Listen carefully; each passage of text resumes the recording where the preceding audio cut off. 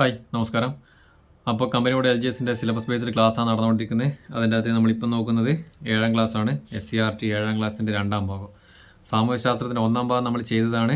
കാണാത്തവരുണ്ടെങ്കിൽ ഇതിൻ്റെ പ്ലേലിസ്റ്റ് ഉണ്ട്, അതിൽ പോയി കഴിഞ്ഞാൽ വീഡിയോ കിട്ടും. ഓക്കെ, സാമൂഹ്യശാസ്ത്രത്തിൻ്റെ 2ാം ഭാഗമാണ് നോക്കുന്നത്. ഓക്കെ,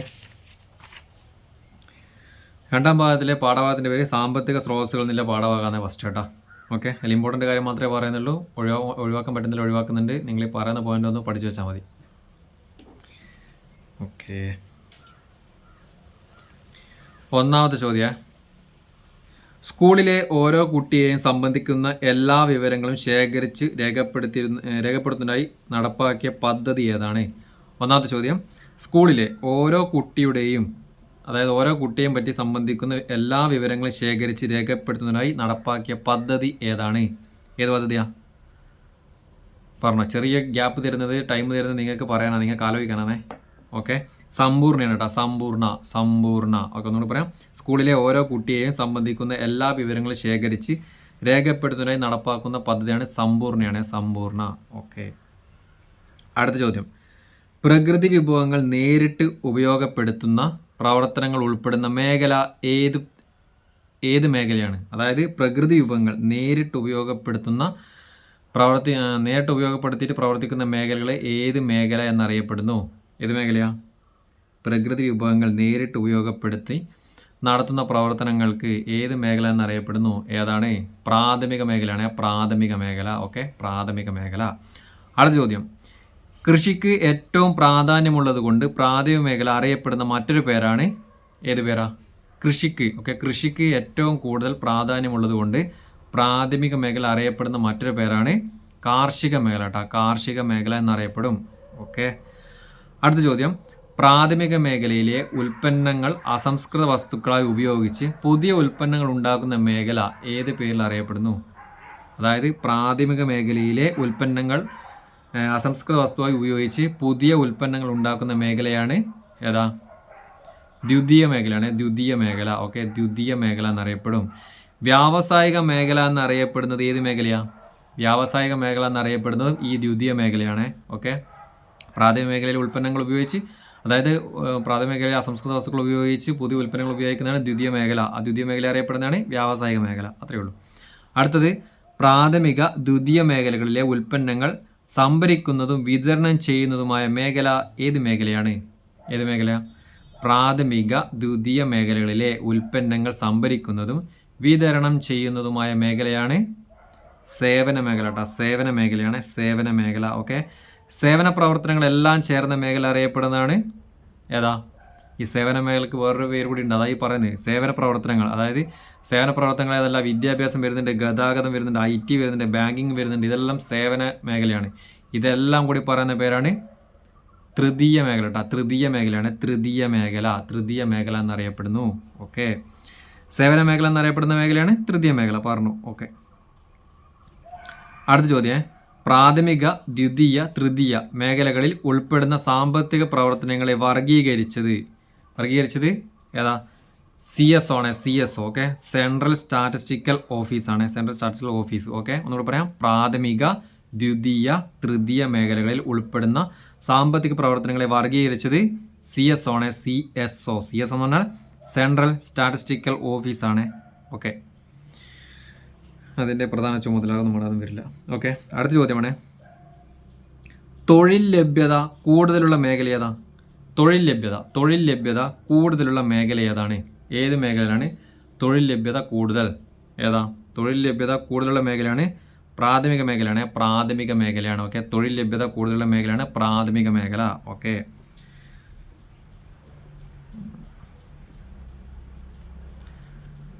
കുറച്ച് മേഖല ഇവിടെ പറയുന്നുണ്ട്. 7ാം ക്ലാസ്സിൻ്റെ ബുക്ക് ആയതുകൊണ്ടാണ് ഇതിൽ പറയുന്നത് കേട്ടോ. നമ്മൾ ഇതിൻ്റെ ഫുള്ളായിട്ട് റാങ്ക് ഫെയിൽ വരുമ്പോൾ പറയും കേട്ടോ. ഓക്കെ, പ്രാഥമിക മേഖലയിൽ വരുന്ന കുറച്ച് കാര്യങ്ങളാണ് കൃഷിയും അനുബന്ധ പ്രവർത്തനങ്ങളും. ഓക്കെ, കൃഷിയും അനുബന്ധ പ്രവർത്തനങ്ങളും പ്രാഥമിക മേഖലയാണ്. ഒന്നുകൂടി പറയാം, കാർഷിക മേഖല എന്നറിയപ്പെടുന്നത് പ്രാഥമിക മേഖലയല്ലേ, അതുകൊണ്ട് തന്നെ കൃഷിയും അനുബന്ധ പ്രവർത്തനങ്ങളും പ്രാഥമിക മേഖലയാണ്. അടുത്തത്, വനപരിപാലനം. ഓക്കെ, വനപരിപാലനം പ്രാഥമിക മേഖലയാണ്. വനം പരിപാലിക്കുന്നത് പ്രാഥമിക മേഖലയാണ്. ഓക്കെ, അടുത്തത്, മത്സ്യബന്ധനവും പ്രാഥമിക മേഖലയാണ്.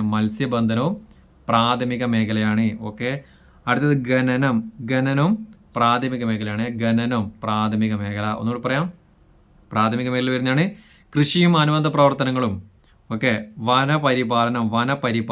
ഓക്കെ, മത്സ്യബന്ധനം, ഖനനം ഇതെല്ലാം പ്രാഥമിക മേഖലയാണ്. ഓക്കെ, അടുത്തത് ദ്വിതീയ മേഖല. ഓക്കെ, ദ്വിതീയ മേഖല വ്യവസായം. ഓക്കെ, വ്യവസായം ദ്വിതീയ മേഖലയാണ്. വ്യവസായം ദ്വിതീയ മേഖലയാണ്. വൈദ്യുതി ഉൽപ്പന്നം. ഓക്കെ, വൈദ്യുതി ഉൽപ്പന്നം ദ്വിതീയ മേഖലയാണ്. ഓക്കെ, വൈദ്യുതി ദ്വിതീയ മേഖലയാണ്. കെട്ടിട നിർമ്മാണം. ഓക്കെ, കെട്ടിട നിർമ്മാണം ദ്വിതീയ മേഖലയാണ്. ഒന്നുകൂടി പറയാം, ദ്വിതീയ മേഖല വരുന്നതാണ് വ്യവസായം. ഓക്കെ, വ്യവസായം ദ്വിതീയ മേഖലയാണ്. വൈദ്യുതി ഉൽപ്പാദനം ദ്വിതീയ മേഖലയാണ്. കെട്ടിട നിർമ്മാണം ദ്വിതീയ മേഖലയാണ്. ഓക്കെ, അടുത്തത് തൃതീയ മേഖല. ഓക്കെ, തൃതീയ മേഖല വരുന്നത് എന്തല്ല, വ്യാപാരം. ഓക്കെ, വ്യാപാരം തൃതീയ മേഖലയാണ്. ഗതാഗതം തൃതീയ മേഖലയാണ്. ഹോട്ടൽ തൃതീയ മേഖലയാണ്. വാർത്താവിനിമയം. ഓക്കെ, വാർത്താവിനിമയം തൃതീയ മേഖലയാണ്. സംഭരണം. ഓക്കെ, സംഭരണം തൃതീയ മേഖലയാണ്. ബാങ്കിങ്ങും തൃതീയ മേഖലയാണ്. ഇൻഷുറൻസും തൃതീയ മേഖലയാണ്. ബിസിനസ്. ഓക്കെ, ബിസിനസ്സും തൃതീയ മേഖലയാണ്. റിയൽ എസ്റ്റേറ്റും തൃതീയ മേഖലയാണ്. സാമൂഹ്യ പ്രവർത്തന സേവനങ്ങൾ. ഓക്കെ, സാമൂഹ്യ സേവന പ്രവർത്തനങ്ങൾ ഇതും തൃതീയ മേഖലയാണ്. ഒന്നും കൂടി പറയാം, തൃതീയ മേഖല വരുന്നതാണ് വ്യാപാരം വരുന്നുണ്ട്. വ്യാപാരം, ഗതാഗതം, ഹോട്ടൽ, വാർത്താവിനിമയം, സംഭരണം, banking, insurance, business, real estate, സാമൂഹ്യ സേവന പ്രവർത്തനങ്ങൾ ഇതെല്ലാം തൃതീയ മേഖല വരുന്നതാണ്. ഓക്കെ, അടുത്ത ചോദ്യം, ആസൂത്രണ കമ്മീഷന്റെ ശുപാർശ പ്രകാരം ഗ്രാമപ്രദേശങ്ങളിൽ എത്ര കലോറിയിൽ താഴെ പോഷകാഹാരം ലഭിക്കുന്നവരാണ് ദാരിദ്ര്യം അനുഭവിക്കുന്നത്? ഇത് ഇമ്പോർട്ടൻ്റ് ആണ്, ഈ കാര്യം ഓർത്ത് വെച്ചേ. ഇത് ഉറപ്പാണ് ചോദിക്കുക, ഇപ്പോൾ അടുത്ത പരീക്ഷയ്ക്ക് ചോദിച്ചത്. ഒന്നുകൂടി പറയാം, ആസൂത്രണ കമ്മീഷന്റെ ശുപാർശ പ്രകാരം ഗ്രാമപ്രദേശമാണ്, ഓർമ്മിച്ച ഗ്രാമമാണ്, ഗ്രാമപ്രദേശങ്ങൾ. ഓക്കെ, ഗ്രാമത്തിലെ പ്രദേശങ്ങളിൽ എത്ര കലോറിയിൽ താഴെ പോഷകാഹാരം ലഭിക്കുന്നവരാണ് ദാരിദ്ര്യം അനുഭവിക്കുന്നത് ചോദിച്ചാൽ എത്ര കലോറിയാ? 2400 2400. Okay, 2400 calorie. ഓക്കെ, ആസൂത്രണ കമ്മീഷൻ ശുപാർശ പ്രകാരം ഗ്രാമപ്രദേശങ്ങളിൽ എത്ര കലോറിക്ക് താഴെ പോഷകാഹാരം ലഭിക്കുന്നവരാണ് ദാരിദ്ര്യം അനുഭവിക്കുന്നത്? 2400 കലോറിക്ക് താഴെ കേട്ടാ. ഓക്കെ, അടുത്ത ചോദ്യം നഗരപ്രദേശമാണ്. അടുത്തത്, നഗരപ്രദേശങ്ങളിൽ എത്ര കലോറിയിൽ താഴെ പോഷകാഹാരം ലഭിക്കുന്നവരാണ് ദാരിദ്ര്യം അനുഭവിക്കുന്നത് ചോദിച്ചാൽ നഗരപ്രദേശത്ത് നഗരപ്രദേശങ്ങളിൽ എത്ര കലോറിയിൽ താഴെ പോഷകാഹാരം ലഭിക്കുന്നവരാണ് ദാരിദ്ര്യം അനുഭവിക്കുന്നത്? 2100 2100. ഓർത്ത് വെച്ചേ, ഗ്രാമപ്രദേശങ്ങളിൽ 2400. ഗ്രാമപ്രദേശം കുറച്ച് കൂടുതൽ വേണ്ടി വരും. കാരണം വെച്ചാൽ കുന്നും മലയും പുഴയും കാടും മലയെല്ലാം ഉണ്ട്. അപ്പോൾ അതെല്ലാം താണ്ടി നടക്കുകയും പോകലും പോകണം. അപ്പോൾ 2400 കലോറി അങ്ങനെ കണക്കൂട്ടി വെക്കുമോ? ഓക്കെ, എല്ലാം കണക്ട് ചെയ്ത് വെച്ചോ. നഗരപ്രദേശങ്ങളിൽ 2100 2100. ഗ്രാമപ്രദേശങ്ങളിൽ 2400. ഓക്കെ, സെറ്റേ. ഇത്രയും കൊണ്ട് 2015 വേണ്ട.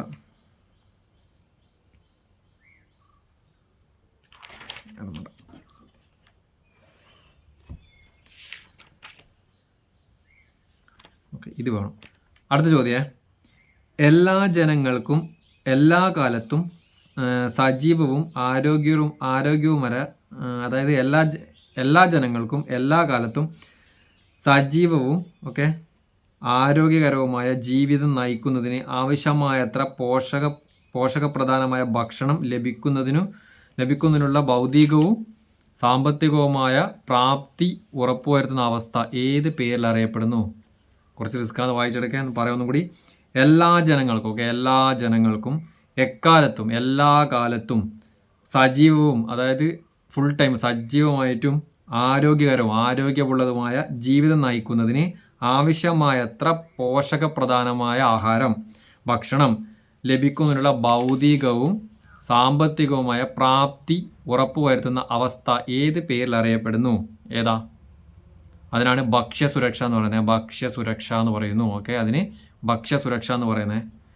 ഓക്കെ, അടുത്ത ചോദ്യം, ഒരു രാജ്യത്തിന് ആവശ്യമായ ഭക്ഷ്യവസ്തുക്കൾ ആ രാജ്യത്തു തന്നെ ഉൽപ്പാദിപ്പിക്കുവാൻ കഴിയുന്നുവെങ്കിൽ ആ രാജ്യം ഭക്ഷ്യോത്പാദനത്തിൽ സ്വയം പര്യാപ്തമാണെന്ന് പറയാം. ഓക്കെ, ഭക്ഷ്യ സ്വയം പര്യാപ്തത എന്ന് പറഞ്ഞാൽ എന്താണെന്നാണ് ചോദിക്കുന്നത്. ഓക്കെ, ഭക്ഷ്യ സ്വയം പര്യാപ്തത എന്ന് പറഞ്ഞാൽ ഒരു രാജ്യത്തിനാവശ്യമായ ഭക്ഷ്യവസ്തുക്കൾ ആ രാജ്യത്ത് തന്നെ ഉൽപ്പാദിപ്പിക്കുവാൻ കഴിയുന്നുവെങ്കിൽ ആ രാജ്യം ഭക്ഷ്യോൽപാദനത്തിൽ സ്വയം പര്യാപ്തമാണെന്ന് പറയാം. ഇതാണ് ഭക്ഷ്യ സ്വയം പര്യാപ്തത.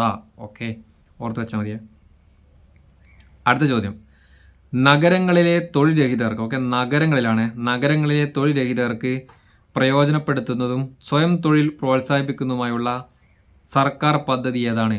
ഓക്കെ, ഏതാ? നഗരങ്ങളിൽ തൊഴിൽ രഹിതർക്ക്, ഓക്കെ തൊഴിലില്ലാത്തവർക്ക് പ്രയോജനപ്പെടുന്നതും സ്വയം തൊഴിൽ പ്രോത്സാഹിപ്പിക്കുന്നതിനുള്ള സർക്കാർ പദ്ധതിയാണ് ഏത് പേരിൽ അറിയപ്പെടുന്നു? ഏതാ? സ്വർണ്ണ ജയന്തി ഷഹാരി റോസ്കർ യോജന ആണ്. സ്വർണ്ണ ജയന്തി ഷഹാരി റോസ്കർ യോജന എന്ന് പറയാം. നഗരങ്ങളിലെ തൊഴിൽ രഹിതർക്ക് പ്രയോജനപ്പെടുത്തുന്നതും സ്വയം തൊഴിൽ പ്രോത്സാഹിപ്പിക്കാനുള്ള സർക്കാർ പദ്ധതിയാണ് സ്വർണ്ണ ജയന്തി ഷഹാരി റോസ്കർ യോജന. സ്വർണ്ണ ജയന്തി ഷഹാരി റോസ്കർ യോജനയാണ്. ഓക്കെ, അടുത്ത ചോദ്യം. ഈ ചോദ്യം ഇപ്പോൾ അടുത്ത കാലത്ത് പരീക്ഷയ്ക്ക് വന്നിന്. അടുത്ത ചോദ്യം ഇത്, അതായത് സ്വന്തമായി വരുമാനമില്ലാത്ത 65 വയസ്സിന് മേൽ പ്രായമുള്ളവർക്ക് പ്രതിമാസം 10 കിലോ അരി സൗജന്യമായി റേഷൻ കടയിലൂടെ നൽകുന്ന പദ്ധതി ഏതാണ്? അടുത്ത കാലത്ത് ചോദിച്ചിട്ടാ. സ്വന്തമായി വരുമാനമില്ലാത്ത 65 വയസ്സിന് മേൽ പ്രായമുള്ളവർക്ക് മാസം 10 കിലോ അരി സൗജന്യമായി റേഷൻ കടയിലൂടെ നൽകുന്ന സർക്കാർ പദ്ധതിയാണ് ഏതാ? അന്നപൂർണയാണ്. അന്നപൂർണ. ഓക്കെ, അന്നപൂർണ എന്ന് പറഞ്ഞ പദ്ധതിയാണ്. ഓക്കെ, അടുത്ത ചോദ്യം. ദാരിദ്ര്യരേഖയ്ക്ക് താഴെയുള്ള ഏറ്റവും പ്രയാസം അനുഭവപ്പെടുന്ന കുടുംബങ്ങൾക്ക് മാസം 35 കിലോ അരി 3 രൂപയ്ക്കും ഗോതമ്പ് 2 രൂപയ്ക്കും നൽകുന്ന സർക്കാർ പദ്ധതി ഏതാണ്? ഓക്കെ, ഏതാ? ദാരിദ്ര്യരേഖയ്ക്ക് താഴെയുള്ള ഏറ്റവും പ്രയാസം അനുഭവപ്പെടുന്ന കുടുംബങ്ങൾക്ക് ഓക്കെ മാസം 35 കിലോ അരിയും അരി എത്രയാണ്? 3 രൂപയ്ക്ക്. അതായത് മാസം 35 കിലോ അരി 3 രൂപയ്ക്കും ഗോതമ്പ് 2 രൂപയ്ക്കും നൽകുന്ന സർക്കാർ പദ്ധതി ഏതാണ്? ഏതാ? നിങ്ങളെല്ലാവരും കേട്ടിട്ടുണ്ടാവും. അന്ത്യോദയ അന്ന യോജനയാണ്. അന്ത്യോദയ അന്ന യോജനയാണ്. ഓക്കെ, അന്ത്യോദയ അന്ന യോജന. ഓക്കെ, അടുത്ത ചോദ്യമാണ്. മഹാത്മാഗാന്ധി ഗ്രാമീണ തൊഴിലുറപ്പ് പദ്ധതിയുമായിപ്പെട്ട 2-3 കാര്യങ്ങളാണ്. ഓക്കെ, മഹാത്മാഗാന്ധി ഗ്രാമീണ തൊഴിലുറപ്പ് പദ്ധതിയുമായിപ്പെട്ട 2-3 കാര്യങ്ങളാണ്. ഒന്നാമത്തത്, ജോലി ചെയ്യാൻ ആരോഗ്യവും സന്നദ്ധയും ഉള്ളവർക്ക് തൊഴിൽ. ഓക്കെ, ജോലി ചെയ്യാൻ ആരോഗ്യവും സന്നദ്ധയും കാണിക്കുന്നവർക്ക് തൊഴിൽ കിട്ടും. ഓക്കെ, മഹാത്മാഗാന്ധി ഗ്രാമീണ തൊഴിലുറപ്പ് പദ്ധതിൻ്റെ കാര്യം എന്ന് പറയുന്നത്, ഒന്ന് ജോലി ചെയ്യാൻ ആരോഗ്യവും സന്നദ്ധയുള്ളവർക്ക് തൊഴിൽ. ഓക്കെ, രണ്ടാമത് 100 ദിവസത്തെ തൊഴിൽ ഉറപ്പാക്കുന്ന പദ്ധതി. ഓക്കെ, 100 ദിവസം തൊഴിൽ ഉറപ്പാക്കുന്ന പദ്ധതിയാണ്. 100 ദിവസം തൊഴിൽ ഉറപ്പാക്കുന്ന പദ്ധതിയാണ്. ഓക്കെ, അടുത്തത് 18 വയസ്സ് പൂർത്തിയായവർക്ക് രജിസ്റ്റർ ചെയ്യാം. ഓക്കെ, 18 വയസ്സ് പൂർത്തിയായവർക്ക് തൊഴിലുറപ്പ് പദ്ധതിയിൽ രജിസ്റ്റർ ചെയ്യാം. ഓക്കെ, അടുത്ത ചോദ്യം. ഗുണഭോക്താക്കളിൽ 1/3 സ്ത്രീകളായിരിക്കണം. ഓക്കെ, ഗുണഭോക്താക്കളിൽ 1/3 ഭാഗം സ്ത്രീകളായിരിക്കണം. ഓക്കെ, ഗുണഭോക്താക്കളിൽ 1/3 സ്ത്രീകളായിരിക്കണം. ഓക്കെ, ഒന്ന് ഓർത്ത് വെച്ചേ.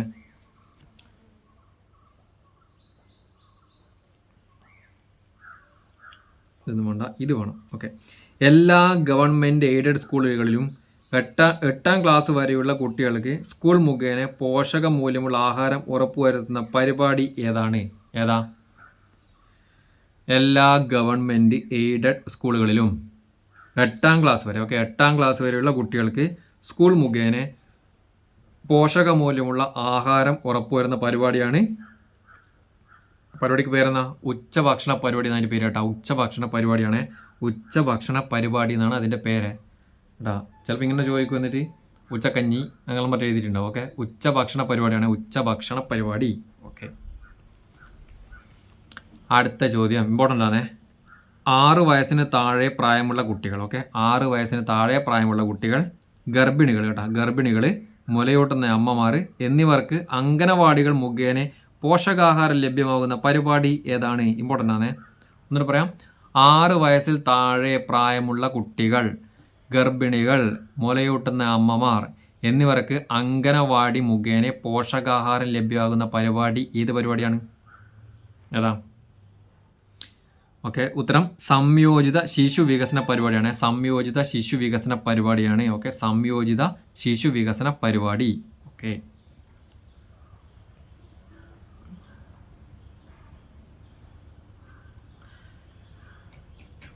ഇതൊന്നും വേണ്ട, ഒന്നും വരില്ല. ഓക്കെ, അടുത്ത ചോദ്യമാണേ. ഭക്ഷ്യസുരക്ഷാ നിയമം പാർലമെന്റ് അംഗീകരിച്ച വർഷം എപ്പോഴാണ്? ഭക്ഷ്യസുരക്ഷാ നിയമം പാർലമെന്റ് അംഗീകരിച്ച വർഷം എപ്പോഴാണ് ഭക്ഷ്യസുരക്ഷാ നിയമം പാർലമെൻറ്റ് അംഗീകരിച്ചത്? 2013 2013 ഭക്ഷ്യസുരക്ഷാ നിയമം പാർലമെൻറ്റ് അംഗീകരിച്ച വർഷം 2013. Okay, 2013 okay.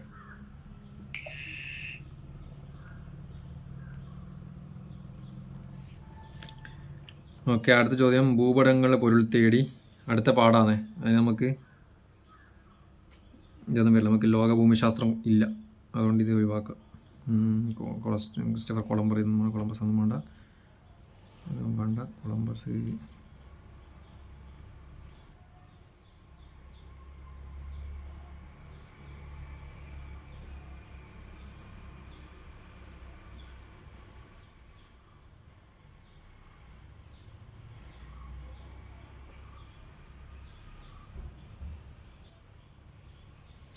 ഓക്കെ, നമുക്ക് ലോക ഭൂമിശാസ്ത്രത്തിൻ്റെ സാധനം നമുക്ക് പഠിക്കാനില്ല കേട്ടോ. കമ്പനി ബോർഡ് LGSന് ഇല്ല.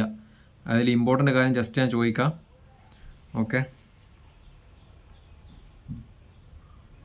ഇതൊന്ന് ഓർത്ത് വെച്ചേ. ഇന്ത്യൻ നാവികനായ അഭിലാഷ് ടോമി ജനിച്ച സ്ഥലം എവിടെയാ? ഇന്ത്യൻ നാവികനായ അഭിലാഷ് ടോമി ജനിച്ചത് എവിടെയാ? എറണാകുളത്താണ്. എറണാകുളം കേട്ടോ. എറണാകുളം തൃപ്പൂണിത്തുറയാണ്. എറണാകുളം തൃപ്പൂണിത്തുറ. ഇത് ഞാൻ പറയാൻ കാരണം ഇപ്പം കഴിഞ്ഞ എക്സാമിന് ടെസി തോമസിന് ചോദിച്ചിനെ. ടെസി തോമസ് എവിടെയാ? ആലപ്പുഴയാണ്. ആലപ്പുഴ കേട്ടോ. കഴിഞ്ഞ 8-ാം തീയതി എക്സാമിൽ ശനിയാഴ്ച ചോദിച്ചാണ്. അതുകൊണ്ട് ചിലപ്പോൾ ഇങ്ങനത്തെ കാര്യങ്ങൾ ചോദിക്കും. ഓക്കെ, ഇന്ത്യൻ നാവികനായ അഭിലാഷ് ടോമി കേട്ടോ. അഭിലാഷ് ടോമി ജനിച്ച സ്ഥലം എറണാകുളമാണ്. എറണാകുളം തൃപ്പൂണിത്തുറയാണ്. ഓക്കെ, ബാക്കി മഗല്ലനും അതിനൊന്നും വേണ്ട, അതൊന്നും നമുക്കില്ല, സിലബസിലേ ഇല്ല. ഓക്കെ, മലയാളിയായ അഭിലാഷ് ടോമി സമുദ്രം വഴി ലോകം ചുറ്റാനായി മുംബൈയിൽ നിന്ന് യാത്ര ആരംഭിച്ചത് 2012 നവംബറാണ്. 2012 നവംബറിലാണ്. ഒന്നുകൂടി പറയാം. മലയാളിയായ അഭിലാഷ് ടോമി സമുദ്രം വഴി ലോകം ചുറ്റാനായി മുംബൈയിൽ നിന്ന് യാത്ര ആരംഭിച്ചത് 2012 നവംബറിലാണ്. ഓക്കെ, ലോകം ചുറ്റി സഞ്ചരിച്ച ശേഷം അഭിലാഷ് ടോമി മുംബൈയിൽ തിരിച്ചെത്തിയത് 2013 മാർച്ച് 31. 2013 മാർച്ച് 31 തിരിച്ചെത്തി. ഓക്കെ, പോയത് മുംബൈയിൽ നിന്ന് 2012 നവംബറിലും തിരിച്ചെത്തിയത് 2013 മാർച്ച് 31. അഭിലാഷ് ടോമിയാണ്. തൃപ്പൂണിത്തുറ, എറണാകുളം. ഓക്കെ, ലോകം ചുറ്റി സഞ്ചരിക്കാൻ അഭിലാഷ് ടോമിക്ക് വേണ്ടി വന്ന ദിവസം എത്ര ദിവസം? 150. 150 കേട്ടോ, 150 ദിവസം. ഓക്കെ, ലോകം ചുറ്റി സഞ്ചരിക്കാൻ അഭിലാഷ് ടോമിക്ക് വേണ്ടി വന്ന കാലയളവ് 150 ദിവസമാണ്. 150 ദിവസം. ഓക്കെ, 150 ദിവസം. ഓക്കെ, അടുത്ത ചോദ്യം. ഭൗമോപരിതലത്തിലെ ഭൂപ്രദേശങ്ങളുടെ ചിത്രീകരണം അറിയപ്പെടുന്നത് ഏത് പേരിലാണ്? ഭൗമോപരിതലത്തിലെ പ്രദേശങ്ങളുടെ ചിത്രീകരണം അറിയപ്പെടുന്നത് ഏത് പേരിലാണ്? ഓക്കെ, ഭൂപടമാണ്. ഭൂപടമാണ്. ഓക്കെ, ഭൗമോപരിതലത്തിലെ ഭൂപ്രദേശങ്ങളുടെ ചിത്രീകരണം അറിയപ്പെടുന്ന പേരാണ് ഭൂപടം. ഓക്കെ, അടുത്ത ചോദ്യം. ഭൂമിശാസ്ത്രക്കാരൻ്റെ പ്രധാന ഉപകരണം ഏതാ? ഏതാണ്? ഭൂപടമാണ്. അതും ഭൂപടമാണ് കേട്ടോ. ഭൂമിശാസ്ത്രക്കാരൻ്റെ പ്രധാന ഉപകരണമാണ് ഭൂപടമാണ്. ഭൂമിശാസ്ത്രക്കാരൻ്റെ പ്രധാന ഉപകരണം ഭൂപടം. ഓക്കെ, ഇതൊന്നും വേണ്ട, നമുക്ക് ലോക ഭൂമിശാസ്ത്രം ഇല്ല, അതുകൊണ്ട് ഇതെല്ലാം ഒഴിവാക്കാം. ജസ്റ്റ് ഒന്ന് പറയാം. ആധുനിക ഭൂപട നിർമ്മാണത്തിൻ്റെ പിതാവ് എന്നറിയപ്പെടുന്നത് ആരാണ്? ആധുനിക ഭൂപട നിർമ്മാണത്തിൻ്റെ പിതാവ് എന്നറിയപ്പെടുന്നത് ആരാണ്? മെർക്കാറ്ററാണ് കേട്ടോ. മെർക്കാറ്റർ. ഓക്കെ, മെർക്കാപ്റ്റർ എന്നും പറയും, മെർക്കാറ്റർ കേട്ടോ. രണ്ട് ഏതോ നല്ലത് തന്നെയാണ്. ആധുനിക ഭൂപട നിർമ്മാണത്തിൻ്റെ പിതാവ് എന്നറിയപ്പെടുന്നത് മെർക്കാറ്ററാണ്. മെർക്കാറ്റർ. ഓക്കെ, മെർക്കാപ്റ്റർ ഉണ്ടാവും, മെർക്കാറ്റർ. ഓക്കെ, രണ്ടും തന്നെയാണ്. മെർക്കാറ്റർ. ആധുനിക ഭൂപട നിർമ്മാണത്തിൻ്റെ പിതാവാണ് മെർക്കാറ്ററാണ്. മെർക്കാറ്റർ. ഓക്കെ,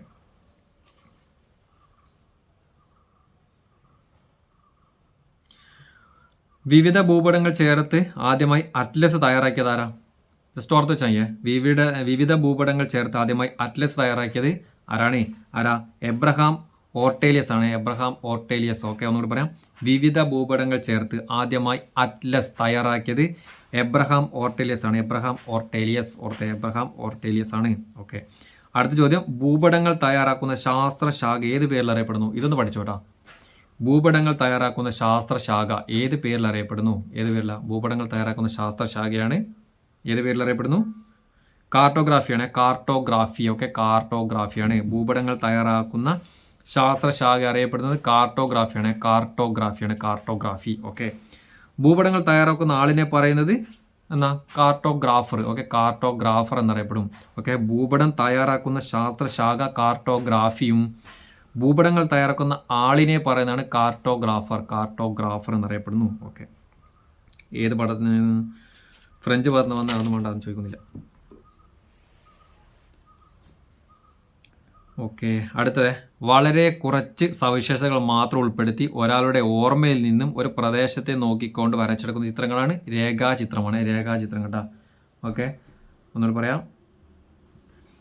വളരെ കുറച്ച് സവിശേഷതകൾ മാത്രം ഉൾപ്പെടുത്തി ഒരാളുടെ ഓർമ്മയിൽ നിന്നോ ഒരു പ്രദേശത്തെ നോക്കിക്കൊണ്ടോ വരച്ചെടുക്കുന്ന ചിത്രങ്ങളാണ് രേഖാചിത്രം എന്ന് പറയുന്നു. രേഖാചിത്രം. ഓക്കെ, അടുത്ത ചോദ്യം.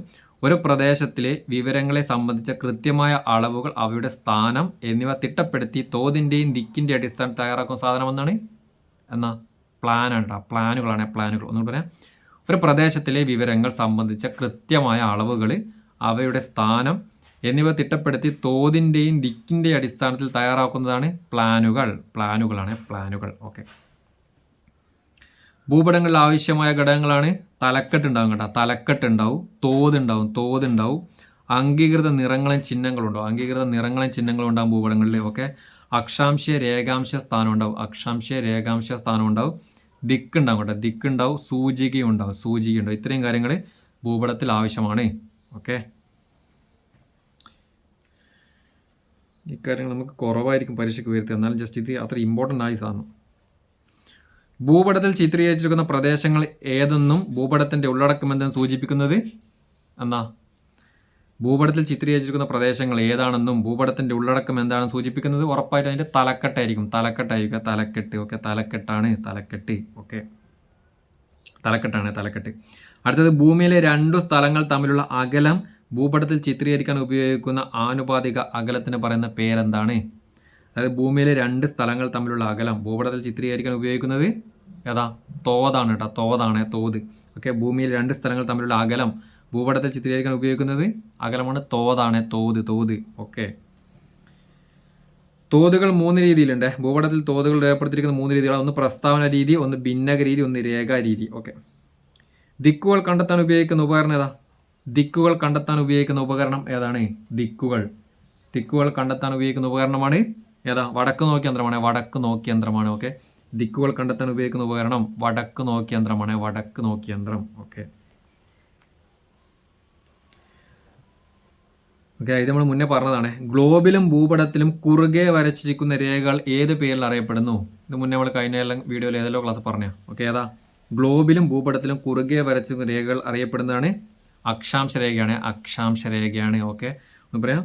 ഗ്ലോബിലും ഭൂപടത്തിലും കുറുകെ വരച്ചിരിക്കുന്ന രേഖകൾ അറിയപ്പെടുന്ന പേരാണ് അക്ഷാംശ രേഖ. ഓക്കെ, ഭൂമധ്യരേഖയ്ക്ക് സമാന്തരമായി വൃത്താകൃതിയിൽ സാങ്കല്പിക രേഖകൾ ഏത് പേരിൽ അറിയപ്പെടുന്നു? ഭൂമധ്യരേഖയ്ക്ക് സമാന്തരമായി ഇത് ഭൂമധ്യരേഖയാണെങ്കിൽ അതന്നെ സമാന്തരം, താഴെയും മേലെയും സമാന്തരമായിട്ട് വൃത്താകൃതിയിലുള്ള സാങ്കല്പിക രേഖകൾ ഏത് പേരിൽ അറിയപ്പെടുന്നു? അക്ഷാംശ രേഖയാണ്. ഇതെല്ലാം മുന്നേ പഠിച്ചാണ്. അക്ഷാംശ രേഖയാണ്. ഓക്കെ, 0 ഡിഗ്രി അക്ഷാംശ രേഖ അറിയപ്പെടുന്ന മറ്റൊരു പേരെന്താണ്? ഇതെല്ലാം പഠിച്ചതാ. 0 ഡിഗ്രി അക്ഷാംശ രേഖ അറിയപ്പെടുന്ന മറ്റൊരു പേരാണ് ഭൂമധ്യരേഖയാണ്. ഭൂമധ്യരേഖ എന്നറിയപ്പെടുന്നു. ഓക്കെ, ഭൂമധ്യരേഖയ്ക്ക് 90 വടക്ക് അക്ഷാംശം അറിയപ്പെടുന്ന ഏതാണ്? ഇതെല്ലാം പഠിച്ചതാ, കാണാതെ പഠിച്ചത് നമ്മളെ. ഭൂമധ്യരേഖയ്ക്ക് 90 ഡിഗ്രി വടക്ക് അക്ഷാംശമാണ് ഉത്തരധ്രുവം. ഓക്കെ, ഭൂമധ്യരേഖയ്ക്ക് തെക്ക് 90 ഡിഗ്രി അക്ഷാംശം അറിയപ്പെടുന്നത് ദക്ഷിണധ്രുവം. ഓക്കെ, ദക്ഷിണധ്രുവം. അടുത്തത്, ഭൂമിയുടെ ഉത്തരധ്രുവത്തെയും ദക്ഷിണധ്രുവത്തെയും തമ്മിൽ ബന്ധിപ്പിക്കുന്ന വൃത്താകൃതിയുള്ള സാങ്കല്പിക രേഖ ഏത് പേരിൽ അറിയപ്പെടുന്നു? ഏത് പേരില? ഭൂമിയുടെ ഉത്തരധ്രുവത്തെയും മേൽഭാഗത്തെയും ദക്ഷിണധ്രുവത്തെയും ബന്ധിപ്പിക്കുന്ന സാങ്കല്പിക അർദ്ധവൃത്താകൃതിയിലുള്ള രേഖയാണ് രേഖാംശ രേഖ. ഓക്കെ, അടുത്ത ചോദ്യം. ഭൂപടത്തിലെ നിറങ്ങളും ചിഹ്നങ്ങളും എന്തിനെ സൂചിപ്പിക്കുന്നു കാണിക്കുന്നത് എന്തിനാ? അതായത് ഭൂപടത്തിലെ നിറങ്ങളും ചിഹ്നങ്ങളും എന്തിനെ സൂചിപ്പിക്കുന്നു എന്ന് കാണിക്കുന്നതാണ് സൂചിക. അതിൽ തന്നെ കൊടുത്തിട്ടുണ്ട് സൂചിക. ഓക്കെ, ഭൂപടത്തിലെ നിറങ്ങളും ചിഹ്നങ്ങളും എന്തിനെ സൂചിപ്പിക്കുന്നു എന്ന് കാണിക്കുന്നതാണ് സൂചികയാണ്. ഓക്കെ, സൂചിക. കൃഷിയിടങ്ങളെ സൂചിപ്പിക്കാൻ ഉപയോഗിക്കുന്ന നിറം ഏതാ? കൃഷിയിടങ്ങളെ സൂചിപ്പിക്കാൻ ഉപയോഗിക്കുന്ന നിറമാണ് കൃഷി എന്ന് കേൾക്കുമ്പോൾ നമുക്ക് പെട്ടെന്ന് ഓർമ്മ വരുന്നത്. കൃഷി നോക്കുമ്പോൾ വയൽ ഓർമ്മ വരുന്നില്ലേ? വയലിൽ ഈ കൊയ്യാനായ വയലൊരു മഞ്ഞ കളറിൽ ഉണ്ടാവും, മഞ്ഞ കളറിൽ, ഒരു സ്വർണ്ണ കളറിൽ കണ്ടില്ലേ? മഞ്ഞാണ് കേട്ടോ, മഞ്ഞാണ്. കൃഷിയിടങ്ങൾ സൂചിപ്പിക്കാൻ ഉപയോഗിക്കുന്നത് മഞ്ഞയാണ്, മഞ്ഞ. കൃഷിയിടങ്ങൾ ഓർമ്മിക്കും പെട്ടെന്ന് വയലോർമ്മ വരും, വയലിൽ കൊയ്യാനായത് വയലോർമ്മ വരും, അപ്പോൾ ഒരു മഞ്ഞ കളറിലുണ്ടാവും. ഓക്കെ, മഞ്ഞാണ്. കൃഷിയിടങ്ങൾ സൂചിപ്പിക്കാൻ ഉപയോഗിക്കുന്ന നിറം മഞ്ഞയാണ്, മഞ്ഞ. ഓക്കെ, അടുത്തത് ഭൂമിയും ജീവലോകവും. ഓക്കെ,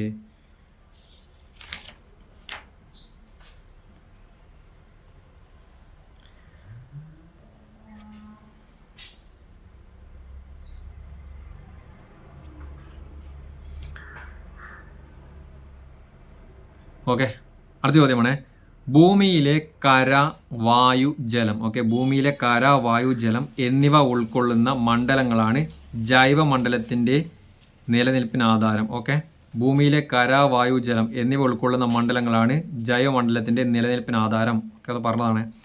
ജൈവമണ്ഡലത്തിൻ്റെ ഭാഗങ്ങളാണ് ശിലാമണ്ഡലം, ജലമണ്ഡലം, വായുമണ്ഡലം. ഓക്കെ, ജൈവമണ്ഡലത്തിൻ്റെ ഭാഗങ്ങളാണ് ശിലാമണ്ഡലം, ജലമണ്ഡലം, വായുമണ്ഡലം. ഓക്കെ, അടുത്ത ചോദ്യം ഭൂമിയുടെ ഉപരിതലം ഉൾക്കൊള്ളുന്നതും ശിലകളും മണ്ണും കൊണ്ട് രൂപപ്പെട്ടതുമായ ഖരാവസ്ഥയിലുള്ള ഭാഗം ഏതാണ്? ഈ പറഞ്ഞതിൽ ഏതാ? നേരത്തെ 3 പറഞ്ഞിരുന്നു, അതിലേതാണെന്ന് ചോദിക്കുന്നത്. അതായത് ഭൂമിയുടെ ഉപരിതലം ഉൾക്കൊള്ളുന്നതും അതിൻ്റെ അകത്ത് ശിലകൾ ഉണ്ടാവും, മണ്ണുകൊണ്ട് രൂപപ്പെട്ടതുമായ ഖരാവസ്ഥയിൽ. ഓക്കെ, ഖരാവസ്ഥയിലുള്ള ഭാഗമാണ് ഏതാ? ശിലാമണ്ഡലമാണ്. ഓക്കെ, അടുത്ത ചോദ്യം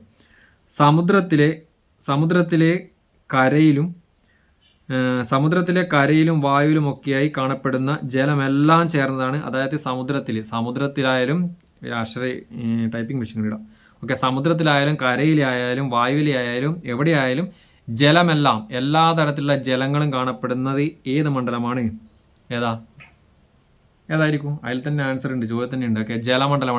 ഓക്കെ, സമുദ്രമായാലും കുഴപ്പമില്ല, കരയിൽ ഉണ്ടായിട്ട് ചുറ്റുപാടും കരയായിട്ട് നടുക്ക് ഉള്ള ഒരു തടാകം. ഓക്കെ, സമുദ്രത്തിലായാലും കരയിലായാലും വായുവിലായാലും ഉള്ള എല്ലാവിധ ജലകണികകളും അടങ്ങിയതാണ് ജലമണ്ഡലം. ഓക്കെ, ജലമണ്ഡലം. ഓക്കെ, അടുത്തത് ഭൂമിയെ പൊതിഞ്ഞ് നിലകൊള്ളുന്ന വായുവിൻ്റെ ആവരണം അറിയപ്പെടുന്നത് ഏതാ? ഭൂമിയെ പൊതിഞ്ഞ് നിലകൊള്ളുന്ന വായുവിൻ്റെ ആവരണം അറിയപ്പെടുന്നത് വായുമണ്ഡലം. അതിൽ തന്നെ ആൻസർ ഉണ്ട്, വായുമണ്ഡലമാണ്. ഓക്കെ, ഭൂമിയെ പൊതിഞ്ഞ് നിലകൊള്ളുന്നതും വായുവിൻ്റെ ആവരണം അറിയപ്പെടുന്നത് വായുമണ്ഡലം. ഓക്കെ, അടുത്ത ചോദ്യം കരയിലെ ഏറ്റവും ഉയരം കൂടിയ ഭാഗമാണ് ഏതാ? എല്ലാവർക്കും അറിയാം. കരയിലെ ഏറ്റവും ഉയരം കൂടിയ ഭാഗം ഏതാണ്? എവറസ്റ്റ് കൊടുമുടിയാണ്. എല്ലാവർക്കും അറിയാം. കരയിലെ ഏറ്റവും ഉയരം കൂടിയ ഭാഗം എവറസ്റ്റ് കൊടുമുടിയാണ്. എല്ലാവർക്കും അറിയാം. ഓക്കെ, അടുത്ത ചോദ്യം സമുദ്രത്തിലെ ഏറ്റവും ആഴം കൂടിയ ഭാഗം ഏതാ? കരയിലെ ഏറ്റവും ഉയരം കൂടിയ ഭാഗം എവറസ്റ്റ് കൊടുമുടിയാണെങ്കിൽ സമുദ്രത്തിലെ ഏറ്റവും ആഴം കൂടിയ ഭാഗമാണ് ഏതാ? ചലഞ്ചർ ഗർത്തമാണ്. ഓക്കെ, എല്ലാവർക്കും അറിയാം. പസഫിക്കിലാണ് സമുദ്രം. ഓക്കെ, പസഫിക് സമുദ്രത്തിലെ മരിയാന ട്രെഞ്ചിലെ ചലഞ്ചർ ഡീപ്പാണ്. ചലഞ്ചർ ഗർത്തമാണ്. എല്ലാവർക്കും അറിയാം. ഓക്കെ, അടുത്തതാണ് ശിലാമണ്ഡലത്തിൻ്റെ പ്രധാന ഭൂരൂപങ്ങളാണ് 3 കേട്ടോ. ഒന്ന് പർവ്വതങ്ങൾ, ഒന്ന് പീഠഭൂമികൾ, ഒന്ന് സമതലങ്ങൾ കേട്ടോ. ഒന്നുകൂടി പറയാം. ശിലാമണ്ഡലം എന്ന് നമ്മളത് പറഞ്ഞിരുന്നു. ഭൂമിയുടെ ഉപരിതലം ഉൾപ്പെടുന്ന ശിലകളും മണ്ണുകൊണ്ട് രൂപപ്പെടുന്നതുമായ ഖരാവസ്ഥയിലുള്ള ഭാഗമാണ് ശിലാമണ്ഡലം. അതിൽ പറയുന്ന 3 ഭാഗങ്ങളാണ്. ഒന്ന് പർവ്വതങ്ങൾ, 2 പീഠഭൂമികൾ, 3 സമതലങ്ങൾ. ഓക്കെ, ആദ്യത്തെ സ്ഥാനം സമുദ്രനിരപ്പിൽ നിന്ന് 900 മീറ്ററിലധികം ഉയരമുള്ളതും ചെങ്കുത്തായ വശങ്ങളോട് കൂടിയതുമായ ഭൂരൂപങ്ങൾ അറിയപ്പെടുന്നത് ഏത് പേരിലാണ്? സമുദ്രനിരപ്പിൽ നിന്നും 900 മീറ്ററിലധികം ഉയരമുള്ളതും ചെങ്കുത്തായ വശങ്ങളോട് കൂടിയതുമായ ഭൂരൂപങ്ങൾ അറിയപ്പെടുന്നതാണ് പർവ്വതങ്ങളാണ്. ഒന്നുകൂടി പറയാം. സമുദ്രനിരപ്പിൽ നിന്ന് 900 മീറ്ററിലധികം ഉയരമുള്ളതും ചെങ്കുത്തായ വശങ്ങളോട് കൂടിയതുമായ ഭൂരൂപങ്ങൾ അറിയപ്പെടുന്നത് പർവ്വതങ്ങൾ. ഓക്കെ, അത്രയേ ഉള്ളൂ. സിമ്പിളായിട്ട് മനസ്സിലാക്കണേ. അടുത്തത് ഈ ചോദ്യത്തിന് ആ സാധനം ഉണ്ടാവും. ഓക്കെ, മുകൾ ഭാഗം ഏറെക്കുറെ പരന്നതായിരിക്കും. ചുറ്റുപാടുകളെ അപേക്ഷിച്ച് ഉയർന്ന ഭൂരൂപമാണ്. ഓക്കെ, ഏത് പേരിൽ അറിയപ്പെടുന്നു? അതായത് മുകൾ ഭാഗം ഏറെക്കുറെ പരന്നതും ചുറ്റുപാടുകളെ അപേക്ഷിച്ച് ഉയർന്ന ഭൂരൂപം അറിയപ്പെടുന്ന ഏതാ? പീഠഭൂമിയാണ്. പീഠം കണ്ടില്ലേ നിങ്ങൾ? പീഠം നമ്മളിപ്പോൾ ഇത് നോർമൽ സ്ഥലമാണെങ്കിൽ ഇവിടെ ഇങ്ങനെ ചുറ്റുപാടുകളെ അപേക്ഷിച്ച് ഇവിടെ കുറച്ച് പണ്ടേ, പക്ഷേ ഇവിടെ ഇന്ത്യയുടെ ഒരു മേലെ ഇങ്ങനെ പരന്നിട്ടുണ്ടാവും. മേലെ ബാക്കിയുള്ള സ്ഥലത്തിനെ അപേക്ഷിച്ചിട്ട് കുറച്ച് ഉയർന്നിട്ടുണ്ടാവും. ആ മേൽഭാഗം ഒരു പീഠം പോലെ, ഇരിക്കുന്ന പീഠം പോലെ പരന്നിട്ടുണ്ടാവും. അതാ സംഭവം. അതായത് മുകൾ ഭാഗം ഏറെക്കുറെ പരന്നതും ചുറ്റുപാടുകളെ അപേക്ഷിച്ച് ഉയർന്ന ഭൂരൂപമാണ് പീഠഭൂമികളാണ്, എല്ലാവർക്കും അറിയാം. ഓക്കെ, അടുത്തത് താരതമ്യേന താഴ്ന്നതും നിരപ്പായതുമായ വിശാല പ്രദേശങ്ങൾ ഏത് പേരിൽ അറിയപ്പെടുന്നു? ഏത് പേരില? താരതമ്യേന താഴ്ന്ന പ്രദേശമായിരിക്കും അത്. ഓക്കെ, താരതമ്യേന താഴ്ന്ന പ്രദേശമായിരിക്കും, നല്ല നിരപ്പായതായിരിക്കും. നിരപ്പായതായ വിശാലമായ പ്രദേശമാണ് സമതലങ്ങളാണ്. സമതലങ്ങൾ. ഓക്കെ, സമതലങ്ങൾ എന്നറിയും. ഓക്കെ, അടുത്ത ചോദ്യം. മനുഷ്യരുടെയും സസ്യജന്തുജാലങ്ങളുടെയും നിലനിൽപ്പിന് അനിവാര്യമായ ഘടകം ഏതാണ്? ഏതാ? ഇത് പണ്ടപ്പോൾ ഒരു പരീക്ഷയ്ക്ക് ചോദിച്ചിട്ടുണ്ട് ഇതേ ചോദ്യം. ഓക്കെ, മനുഷ്യരുടെയും സസ്യങ്ങളുടെയും ജന്തുക്കളുടെയും, മനുഷ്യരുടെ, സസ്യങ്ങൾ, ജന്തുക്കൾ എല്ലാവരുടെയും നിലനിൽപ്പിന് ആവശ്യമായ ഘടകമാണ് മണ്ണാണ്. മണ്ണ് കേട്ടോ, മണ്ണാണ്. മണ്ണ്. ഓക്കെ, മണ്ണാണ്. ദോഷകരമായി ഇതൊന്നും വേണ്ട. കുറേ കാര്യം നമ്മൾ കോമൺ സെൻസ് വെച്ച് ഉത്തരം എടുക്കേണ്ടത്, അത് ഞാൻ വായിക്കുന്നില്ല. അതായത് മണ്ണിൻ്റെ ഫലഭൂഷ്ടി ദോഷകരമായി ബാധിക്കുന്ന രാസവളം ഉപയോഗിക്കുമ്പോൾ ആകുന്നുണ്ട്, കീടനാശിനി ഉപയോഗിക്കുമ്പോൾ മണ്ണിൻ്റെ സ്വാഭാവികമായ ഫലഭൂഷ്ടി നഷ്ടപ്പെടും. ഇതെല്ലാം നമുക്ക് അറിയുന്നതാണ്. ഇതൊന്നും ഞാൻ പറയേണ്ട കാര്യമില്ല, നിങ്ങൾക്ക് എല്ലാവർക്കും ലോജിക്ക് വെച്ച് അറിയാം. ഇങ്ങനത്തെ ഒന്നും ഞാൻ വായിക്കുന്നില്ല. ഓക്കെ, അടുത്താണ്. നദികളിലെ അടിത്തട്ടിൽ ആഴം കൂടുന്നതിന് കാരണം മണൽ വാരൽ. ഇതെല്ലാവർക്കും അറിയാമെന്ന് വേണ്ട.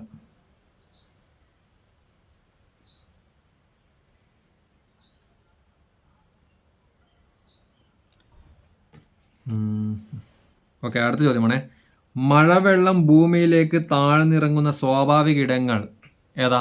ചതുപ്പും വയൽ എന്നീ പ്രദേശങ്ങളാണ്. ചതുപ്പുള്ള വയൽ പ്രദേശങ്ങൾ, അതായത് വയലും ചതുപ്പുള്ള പ്രദേശങ്ങളാണ്. ഒന്നുകൂടി പറയാം. മഴവെള്ളം ഭൂമിയിലേക്ക് താഴ്ന്നിറങ്ങുന്ന സ്വാഭാവിക ഇടങ്ങളാണ് വയലും ചതുപ്പുള്ള പ്രദേശങ്ങളാണ്. സ്റ്റിങ്ങൊക്കെ ഓർമ്മിച്ചാൽ കിട്ടും. അടുത്തത്, പ്രകൃതിയുടെ സ്വാഭാവിക ജലസംഭരണ കേന്ദ്രങ്ങൾ ഏതാ? ഇതെല്ലാം 7ാം ക്ലാസ്സിലെ ബുക്കിലാണ്. ഞാൻ ഉണ്ടാക്കുന്ന ക്വസ്റ്റ്യൊന്നുമല്ല കേട്ടോ, നിങ്ങൾ ഇങ്ങനെ ചിന്തിക്കണ്ടേ. 7ാം ക്ലാസ്സിലെ ബുക്കിലെ സാധനമാണ്. ഓക്കെ, പറഞ്ഞോ, നിങ്ങൾക്ക് പറയാൻ വേണ്ടി ഞാൻ വെയിറ്റ് ചെയ്യുന്നത്. പ്രകൃതിയുടെ സ്വാഭാവിക ജലസംഭരണ കേന്ദ്രങ്ങൾ ഏതാ? കുന്നുകളാണ് കേട്ടോ, കുന്നുകൾ. നമ്മൾ പ്രതീക്ഷിക്കില്ല ഇങ്ങനത്തെ ആൻസർ കേട്ടോ. ഓക്കെ, കുന്നുകളാണ് പ്രകൃതിയുടെ സ്വാഭാവിക ജലസംഭരണ കേന്ദ്രങ്ങളാണ് കുന്നുകൾ. നമ്മൾ കാണുന്നില്ലേ, ഉരുൾപൊട്ടുന്നില്ല കാണുന്നില്ലേ, കുന്നിൻ്റെ മേലെ ജലം സംഭരിക്കും. ഓക്കെ, മണ്ണിനുള്ളിൽ. പിന്നെ കുറേ കഴിയുമ്പോൾ പിടിച്ചേക്കാനായിട്ട് തള്ളി വരുന്ന പുറത്തേക്ക്. ഓക്കെ, പ്രകൃതിയുടെ സ്വാഭാവിക ജലസംഭരണ കേന്ദ്രങ്ങളാണ് കുന്നുകൾ. ഓക്കെ, അടുത്ത ചോദ്യം. ഖരം, ദ്രാവകം, വാതകം എന്നീ 3 അവസ്ഥകളിലുമായി ഭൂമിയിലുള്ള ജലം നിലകൊള്ളുന്ന മണ്ഡലം ഏതാണ്? അതിൽ തന്നെ ആൻസർ ഉണ്ട്, ഇതിന് ചോദിക്കൊന്നും വേണ്ട. ഖരമായാലും ദ്രാവകമായാലും വാതകമായാലും ഈ 3 അവസ്ഥകളുമായി ഭൂമിയിലുള്ള എല്ലാ ജലവും ഉൾക്കൊള്ളുന്ന മണ്ഡലം ഏതാണ്? നേരത്തെ പറഞ്ഞു, ഏതാണ്? ജലമണ്ഡലമാണ്. ജലമണ്ഡലം. ഓക്കെ, ഭൂമിയുടെ എത്ര ഭാഗമാണ് ജലം? ഭൂമിയുടെ എത്ര ഭാഗമാണ് ജലം എന്ന് ചോദിച്ചാൽ എത്രയാ? 3ൽ 2 ഭാഗം കേട്ടോ, 3ൽ 2 ഭാഗമാണ്. ഭൂമിയുടെ എത്ര ഭാഗമാണ് ജലം ചോദിച്ചാൽ ഭൂമിയുടെ 3ൽ 2 ഭാഗം ജലമാണ്. ഭൂമിയുടെ 3ൽ 2 ഭാഗം ജലമാണ്. ഓക്കെ, അടുത്ത ചോദ്യം. ഭൂമിയിലുള്ള ശുദ്ധജലത്തിൻ്റെ അളവ് എത്രയാണ്? എത്ര ശതമാനമാണ് ചോദിച്ചാൽ എത്രയാ? ഭൂമിയിലുള്ള ശുദ്ധജലത്തിൻ്റെ അളവ് എത്ര ശതമാനം ചോദിച്ചാൽ 3%. 3% കേട്ടോ. ഭൂമിയിലുള്ള ശുദ്ധജലത്തിൻ്റെ അളവ് എത്ര ശതമാനമാണ്? 3%. 3% കേട്ടോ, 3%. ഓക്കെ, ഭൂമിയിലുള്ള ശുദ്ധജലത്തിന് മനുഷ്യന് ഉപയോഗിക്കാൻ കഴിയുന്ന ജലത്തിൻ്റെ അളവ് എത്രയാ? ഭൂമിയിലുള്ള ശുദ്ധജലം 3% പറഞ്ഞു. ഓക്കെ, അതിൽ മനുഷ്യന് ഉപയോഗിക്കാൻ കഴിയുന്ന ജലത്തിൻ്റെ അളവ് എത്രയാണെന്ന് ചോദിച്ചാൽ 1%. 1% താഴെ കേട്ടോ, 1% താഴെയാണ്. നമ്മൾ പറയാം ഭൂമിയിലുള്ള ശുദ്ധജലത്തിൻ്റെ അളവ് 3% ഉണ്ടെങ്കിലും മനുഷ്യന് ഉപയോഗിക്കാൻ കഴിയുന്ന ജലത്തിൻ്റെ അളവ് 1% കേട്ടോ, 1%. 1%. ബാക്കി അന്റാർട്ടിക്കയെല്ലാം മഞ്ഞായിട്ടെല്ലാം കിടക്കുന്നതാണ് സംഭവം, അതാണ് ഉദ്ദേശിക്കുന്നത്. ഓക്കെ, 1%. 1% താഴെ അങ്ങനെ പറയാം. ഓക്കെ, അത് വേണ്ട.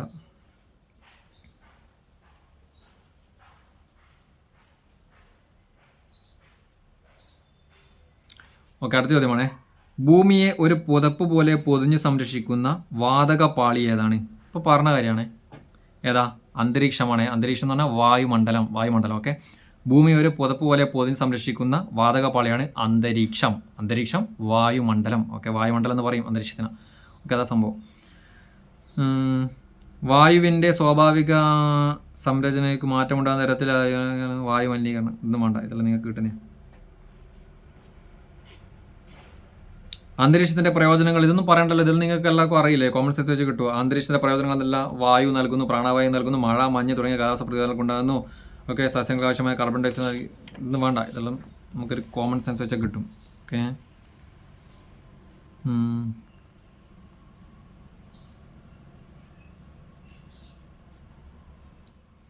ഓക്കെ. അന്തരീക്ഷത്തിലേക്ക് ശുദ്ധവായു പമ്പ് ചെയ്യുന്നതിനായി കൂറ്റൻ യന്ത്രങ്ങൾ സ്ഥാപിച്ചിട്ടുള്ള ഇന്ത്യൻ നഗരം ഏതാണ്? ചോദ്യം കേൾക്കുമ്പോൾ തന്നെ നിങ്ങൾക്ക് അറിയാം ഇന്ത്യൻ നഗരം ഏതായിരിക്കും? ഉറപ്പായിട്ടും ഡൽഹി ആയിരിക്കും. ഓക്കെ. അന്തരീക്ഷത്തിലേക്ക് ശുദ്ധവായു പമ്പ് ചെയ്യാൻ വേണ്ടി കൂറ്റൻ യന്ത്രങ്ങൾ സ്ഥാപിച്ചിട്ടുള്ള ഇന്ത്യൻ നഗരമാണ് ഡൽഹി കേട്ടാ, ഡൽഹി. ഓക്കെ. അടുത്ത ചോദ്യം, ഭൂമിയിലെ എല്ലാ ജീവജാലങ്ങളും ഉൾപ്പെടുന്ന മേഖലയാണ് ഏതാ? ഭൂമിയിലെ എല്ലാ ജീവജാലങ്ങളും ഉൾപ്പെടുന്ന മേഖല ജൈവമണ്ഡലമാണ്. ഓക്കെ. ഭൂമിയിലെ എല്ലാ ജീവജാലങ്ങളും ഉൾപ്പെടുന്ന മേഖലയാണ് ജൈവമണ്ഡലമാണ് ഭൂമിയിലെ എല്ലാ ജീവജാലങ്ങളും ഉൾപ്പെടുന്ന മേഖല. ഓക്കെ.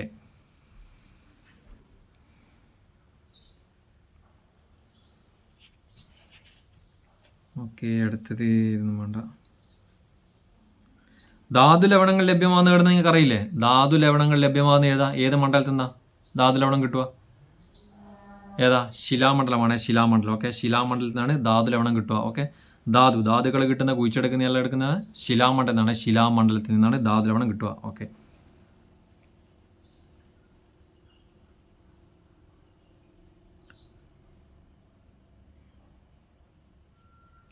കുത്തനെ ചെരിവുള്ള പ്രദേശങ്ങളിൽ പാറയും ചെളിയും അതിവേഗം താഴേക്ക് നീങ്ങുന്ന പ്രതിഭാസത്തെ പറയുന്ന പേരാണ് ഏത് പേരിൽ അറിയപ്പെടുക?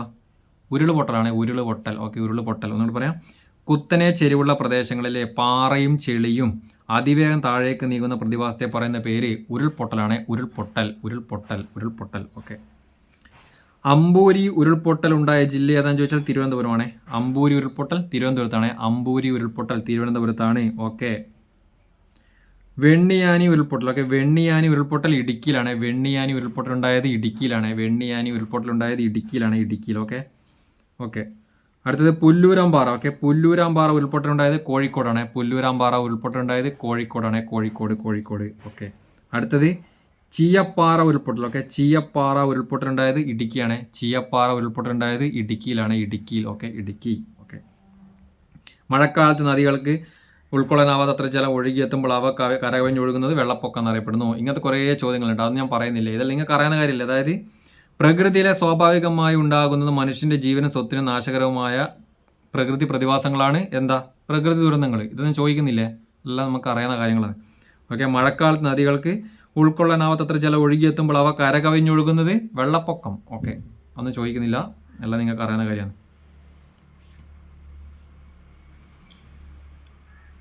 ഓക്കെ.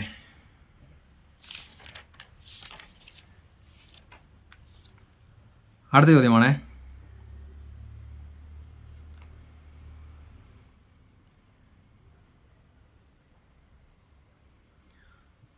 അടുത്ത ചോദ്യം, തൊട്ടുകൂടാത്തവർ, തീണ്ടിക്കൂടാത്തവർ, ദൃഷ്ടിയിൽ പെട്ടാലും ദോഷമുള്ളോർ. ഓക്കെ. ഇങ്ങനെ തുടങ്ങുന്ന വരി ഓക്കെ ഏത് കൃതിയിലാണ്? തൊട്ടുകൂടാത്തവർ, തീണ്ടിക്കൂടാത്തവർ, ദൃഷ്ടിയിൽ പെട്ടാലും ദോഷമുള്ളോർ എന്നീ തുടങ്ങുന്ന വരി ഏത് കൃതിയിലാണ്? ഏതായിരിക്കും? ദുരവസ്ഥയിലാണ്. ഓക്കെ. തൊട്ടുകൂടാത്തവർ, തീണ്ടിക്കൂടാത്തവർ, ദൃഷ്ടിയിൽ പെട്ടാലും ദോഷമുള്ളോർ എന്നീ തുടങ്ങുന്ന വരി ഏത് കൃതിയിലാണ്? ദുരവസ്ഥ. ഓക്കെ. അടുത്ത ചോദ്യം, ദുരവസ്ഥ എന്ന കൃതി രചിച്ചത് ആരാണ്? ദുരവസ്ഥ എന്ന കൃതി രചിച്ചത്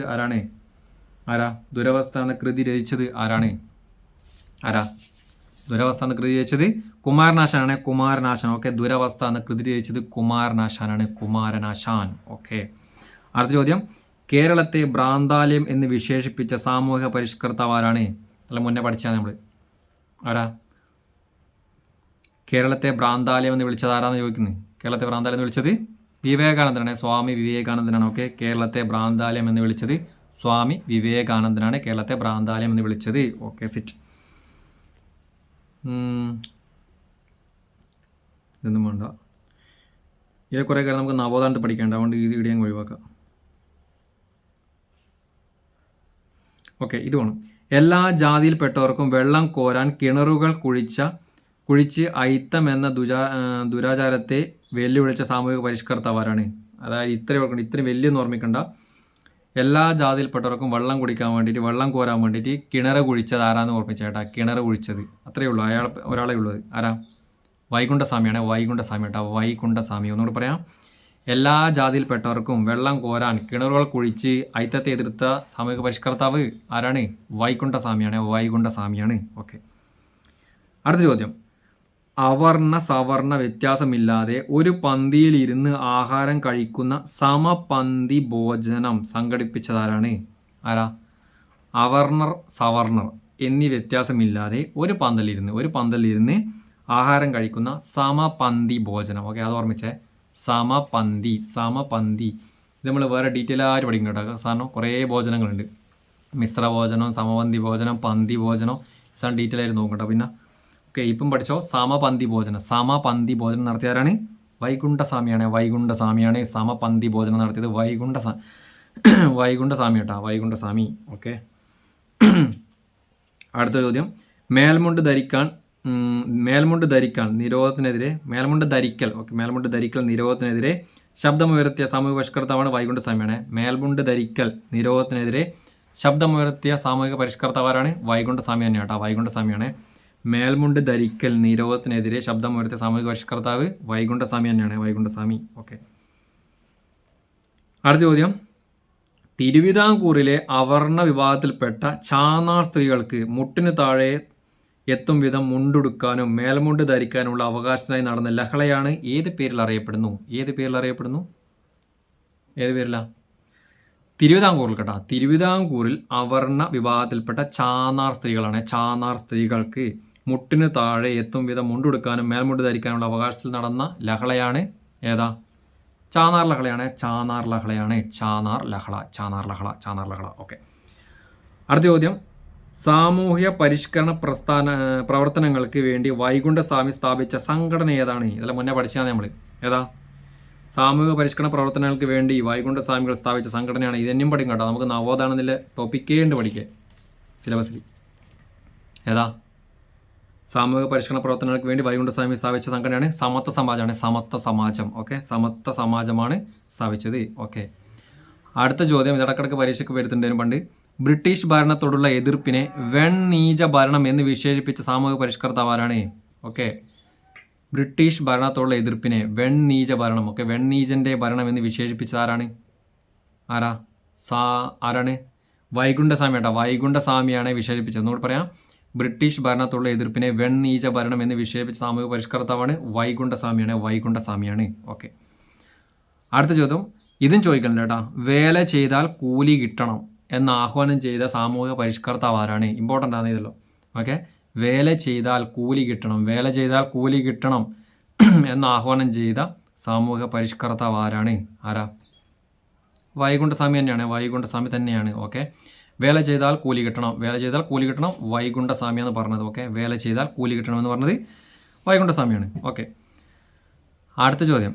ചട്ടമ്പിസ്വാമി ജനിച്ചത് എവിടെയാണെന്ന് വെച്ചാൽ തിരുവനന്തപുരം ജില്ലയിലെ കണ്ണമൂലയിലാണ്. ചട്ടമ്പിസ്വാമി. ഓക്കെ, ചട്ടമ്പിസ്വാമി ജനിച്ച സ്ഥലം തിരുവനന്തപുരം ജില്ലയിലെ കണ്ണമൂലയിലാണ്. കണ്ണമൂല. ഓക്കെ, ചട്ടമ്പിസ്വാമിയുടെ ജന്മസ്ഥലം തിരുവനന്തപുരം ജില്ലയിലെ കണ്ണമൂല. ഓക്കെ, ചട്ടമ്പിസ്വാമിയുടെ യഥാർത്ഥ പേര് അയ്യപ്പൻ എന്നാണ്. ചട്ടമ്പിസ്വാമിയുടെ യഥാർത്ഥ പേര് അയ്യപ്പൻ എന്നാണ് ചട്ടമ്പിസ്വാമിയുടെ യഥാർത്ഥ പേര്. ഓക്കെ, ഗുരുകുല വിദ്യാഭ്യാസ കാലത്ത് ക്ലാസ് നിയന്ത്രിക്കുന്നതിന് വേണ്ടി ചട്ടങ്ങൾ നടപ്പിലാക്കാൻ ചുമതലയുള്ള അർത്ഥത്തിൽ ചട്ടമ്പി എന്ന പേര് സ്വീകരിച്ച സാമൂഹിക പരിഷ്കർത്താവാണ് ചട്ടമ്പിസ്വാമിയാണ്. അതിൽ തന്നെ ആൻസർ ഉണ്ട്. ഓക്കെ, ചട്ടമ്പിസ്വാമി.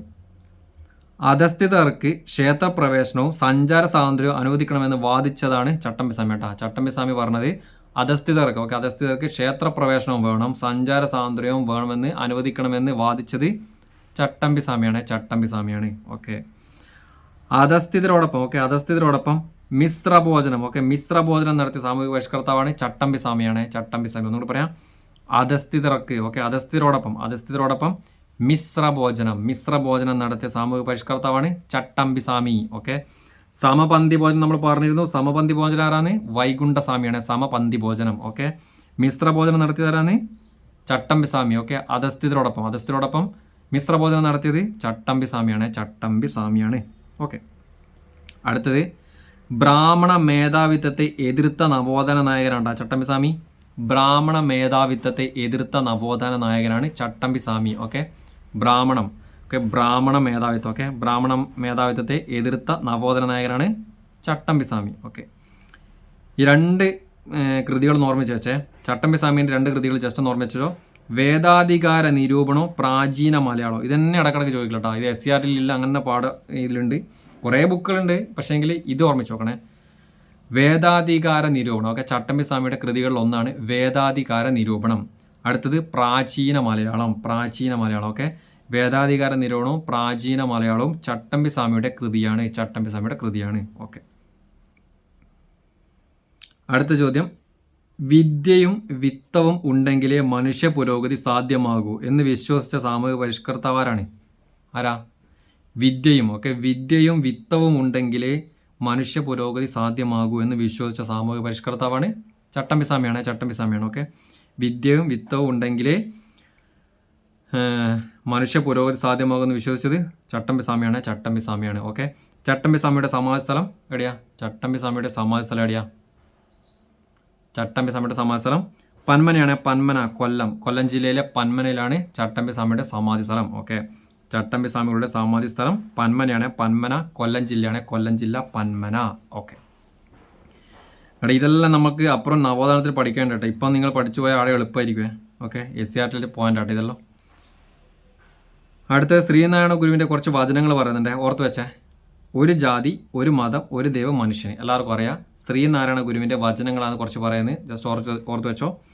ഒരു ജാതി, ഒരു മതം, ഒരു ദൈവം മനുഷ്യന്. ശ്രീനാരായണ ഗുരു എല്ലാവർക്കും അറിയാം. അടുത്തത് മതമേതായാലും മനുഷ്യൻ നന്നായാലും മതി. എല്ലാവരും പണ്ടേ പറഞ്ഞാൽ മതമേതായാലും മനുഷ്യൻ നന്നായാൽ മതി. ഓക്കെ, ആര് പറഞ്ഞു? ശ്രീനാരായണ ഗുരു. ഓക്കെ, ശ്രീനാരായണ ഗുരുവിൻ്റെ വചനങ്ങളാണ് പറയുന്നത്. ഒന്ന്, ഒരു ജാതി, ഒരു മതം, ഒരു ദൈവം മനുഷ്യന്. രണ്ടാമത്തത് മതമേതായാലും മനുഷ്യൻ നന്നായാൽ മതി. ഓക്കെ, അടുത്തത് വിദ്യ കൊണ്ട് പ്രബുദ്ധരാകുക, സംഘടന കൊണ്ട് ശക്തരാകുക. ഈ സാധനമാണ് പരീക്ഷയ്ക്ക് അധികം ഉണ്ടായാലും. ഓക്കെ, വിദ്യ കൊണ്ട് പ്രബുദ്ധരാകുക, സംഘടന കൊണ്ട് ശക്തരാകുക. ഇങ്ങനെ പറഞ്ഞത് ശ്രീനാരായണ ഗുരുവാണ്. ഓക്കെ, വിദ്യ കൊണ്ട് പ്രബുദ്ധരാകുക, സംഘടന കൊണ്ട് ശക്തരാകുക. ഇങ്ങനെ പറഞ്ഞത് ശ്രീനാരായണ ഗുരുവാണ്. ഓക്കെ, അടുത്തത് പറഞ്ഞത് മനുഷ്യരുടെ വേഷം, ഭാഷ, മതം എന്നിവ വ്യത്യസ്തമായാലും അവരുടെ ജാതി ഒന്നായതുകൊണ്ട് അന്യോന്യം വിവാഹം, പന്തി ഭോജനം ചെയ്യുന്നത് യാതൊരു ദോഷവുമല്ല. ഇന്നേവരെ ചോദിച്ചു കണ്ടിട്ടില്ല, ചിലപ്പോൾ ചോദിക്കുമായിരിക്കും. ശ്രീനാരായണ ഗുരു പറഞ്ഞതാണ്. ഒന്നുകൂടി പറയാം. മനുഷ്യരുടെ വേഷം, ഭാഷ, മതം എന്നിവ വ്യത്യസ്തമായാലും അവരുടെ ജാതി ഒന്നായതുകൊണ്ട് അന്യോന്യം വിവാഹം ചെയ്യുന്നതും പന്തി ഭോജനം ചെയ്യുന്നതും പ്രശ്നമില്ല, യാതൊരു ദോഷവുമില്ല എന്ന് പറഞ്ഞത് ശ്രീനാരായണ ഗുരുവാണ്. ഓർത്ത് വെച്ച നാളെ കേട്ടോ. ഓക്കെ, തിരുവനന്തപുരം ജില്ലയിലെ ചെമ്പഴന്തിയിൽ ജനിച്ച സാമൂഹിക പരിഷ്കർത്താവാണ് ശ്രീനാരായണ ഗുരു. ശ്രീനാരായണ ഗുരു ജയിച്ചത് തിരുവനന്തപുരം ജില്ലയിലെ ചെമ്പഴന്തിയിലാണ്. മുന്നേ എപ്പം ചോദിക്കലുണ്ടായിരുന്നു ചെമ്പഴന്തിനെ ചോദ്യം എപ്പോൾ ഉണ്ടാകലുണ്ട് മുന്നേ. ഇപ്പം കാണില്ല, കുറവാണ്. എന്നാലും പഠിച്ചോ. LGS ചിലപ്പോൾ ചോദിക്കുമായിരിക്കും. തിരുവനന്തപുരം. ഓക്കെ, തിരുവനന്തപുരം ജില്ലയിലെ ചെമ്പഴന്തിയിലാണ് ആര് ജനിക്കുന്നത്? തിരുവനന്തപുരം ജില്ലയിലെ ചെമ്പഴന്തിയിലാണ് ശ്രീനാരായണ ഗുരു ജനിക്കുന്നത് കേട്ടോ. ശ്രീനാരായണ ഗുരു ജനിച്ചത് ചെമ്പഴന്തിയാണ്. ചെമ്പഴന്തി. ഓക്കെ, അടുത്ത ചോദ്യം. ശ്രീനാരായണ ഗുരു സർവമത സമ്മേളനം വിളിച്ചേർത്ത സ്ഥലം എവിടെയാണ്? ശ്രീനാരായണ ഗുരു സർവമത സമ്മേളനം വിളിച്ചേർത്തത് എവിടെയാണ്? ശ്രീനാരായണ ഗുരു സർവമത സമ്മേളനം വിളിച്ചേർത്തത് ആലുവയിലാണ്. ഓക്കെ, ശ്രീനാരായണ ഗുരു സർവമത സമ്മേളനം വിളിച്ചേർത്തത് എവിടെയാണെന്ന് ചോദിച്ചാൽ ആലുവയിലാണ്. ഇമ്പോർട്ടൻ്റ് ആണ്. ആലുവ സർവമത സമ്മേളനം കേട്ടോ. ആലുവ സർവമത സമ്മേളനം. ഓക്കെ, അടുത്ത ചോദ്യം. ആലുവ സർവമത സമ്മേളനത്തിൻ്റെ കവാടത്തിൽ ഓക്കെ വാദിക്കാനും ജയിക്കാനുമല്ല അറിയാനും അറിയിക്കാനുമാണ് ഈ സമ്മേളനം എന്ന് എഴുതിയത് ആരാണ്? നിങ്ങൾ കണ്ടിട്ടുണ്ടാവും. കഴിഞ്ഞ ശനിയാഴ്ചത്തെ ക്വസ്റ്റ്യൻ പേപ്പറിൽ ഈ ചോദ്യം ഉണ്ടായിരുന്നു കേട്ടോ. ഓർമ്മയുണ്ടാവും. ശ്രീനാരായണ ഗുരുവിൻ്റെ വാക്കുകൾ, അതായത് അനക്ക് ഓർമ്മയുണ്ട്. ശ്രീനാരായണ ഗുരുവിൻ്റെ വാക്ക് അല്ലാത്തത് ഏതെന്ന് ചോദിച്ചിട്ട് 4 ഓപ്ഷൻ തന്നിട്ടുണ്ട്. നിങ്ങൾ സംശയമില്ലാക്ക് ഈ കഴിഞ്ഞ 8-ാം തീയതിയിലെ ശനിയാഴ്ചത്തെ പരീക്ഷ എടുത്ത് നോക്കിയാൽ മനസ്സിലാവും. 10th പ്രിലിംസിൻ്റെ എക്സാമിന് ഓക്കെ ചോദിച്ചിന്. അതുകൊണ്ട് ശ്രീനാരായണ ഒരു വചനങ്ങൾ ഓർത്ത് വെച്ചോ. അതിൽ ഈ ക്വസ്റ്റ്യൻ ഉണ്ടായിരുന്നു. ഓക്കെ, ഏത്? ആലുവ സർവമത സമ്മേളനത്തിൻ്റെ കവാടത്തിൽ എഴുതിയതാണ് വാദിക്കാനും ജയിക്കാനുമല്ല അറിയാനും അറിയിക്കാനുമാണ് ഈ സമ്മേളനം എന്ന് എഴുതിയത് ശ്രീനാരായണ ഗുരുവാണ്. ഓക്കെ, അദ്ദേഹത്തിൻ്റെ വാക്കാണ്. വാദിക്കാനും ജയിക്കാനുമല്ല അറിയാനും അറിയിക്കാനുമാണ് ഓക്കെ എന്നത് ശ്രീനാരായണ ഗുരുവിൻ്റെ വാക്കാണ്. ഓർത്ത് വെച്ചേ, ഉറപ്പായിട്ട് ചോദിക്കും. അടുത്ത ചോദ്യം. മനുഷ്യത്വമാണ് മനുഷ്യൻ്റെ ജാതി. ഓക്കെ, മനുഷ്യത്വമാണ് മനുഷ്യൻ്റെ ജാതി എന്ന് പ്രഖ്യാപിച്ചതാരാണ്? ശ്രീനാരായണ ഗുരുവാണ്. ശ്രീനാരായണ ഗുരു തന്നെയാണ് കേട്ടോ. മനുഷ്യത്വമാണ് മനുഷ്യൻ്റെ ജാതി എന്ന് പ്രഖ്യാപിച്ചതും ശ്രീനാരായണ ഗുരു തന്നെയാണ്. ഓക്കെ, അടുത്ത ചോദ്യം, ഗുരു സന്ദേശങ്ങൾ നടപ്പിലാക്കാനും പ്രചരിപ്പിക്കുവാനും വേണ്ടി ശ്രീനാരായണ ധർമ്മ പരിപാലന യോഗം സ്ഥാപിക്കപ്പെട്ട വർഷം എപ്പോഴാണ്? എപ്പോഴാ? ഗുരു സന്ദേശങ്ങൾ നടപ്പിലാക്കാനും പ്രചരിപ്പിക്കാനും വേണ്ടി ശ്രീനാരായണ ധർമ്മ പരിപാലന യോഗം സ്ഥാപിക്കപ്പെട്ടത് 1903 1903 തന്നെയാണ്. ഓക്കെ, 1903 കേട്ടോ, 1903 3 ഗുരു സന്ദേശങ്ങൾ നടപ്പിലാക്കാനും പ്രചരിപ്പിക്കാനും വേണ്ടി ശ്രീനാരായണ ധർമ്മ പരിപാലന യോഗം സ്ഥാപിക്കപ്പെട്ടത് 1903 1903 ഓക്കെ. ശ്രീനാരായണ ഗുരുവിൻ്റെ കുറേ കൃതികളുണ്ട്. ജസ്റ്റ് ഇപ്പോൾ 7ാം ക്ലാസ്സിൻ്റെ ഭാഗമായിട്ട് ഇതിങ്ങ് 3 പഠിച്ചു വെച്ചോ, 3 ഓക്കെ, ഇപ്പം പഠിച്ചോ.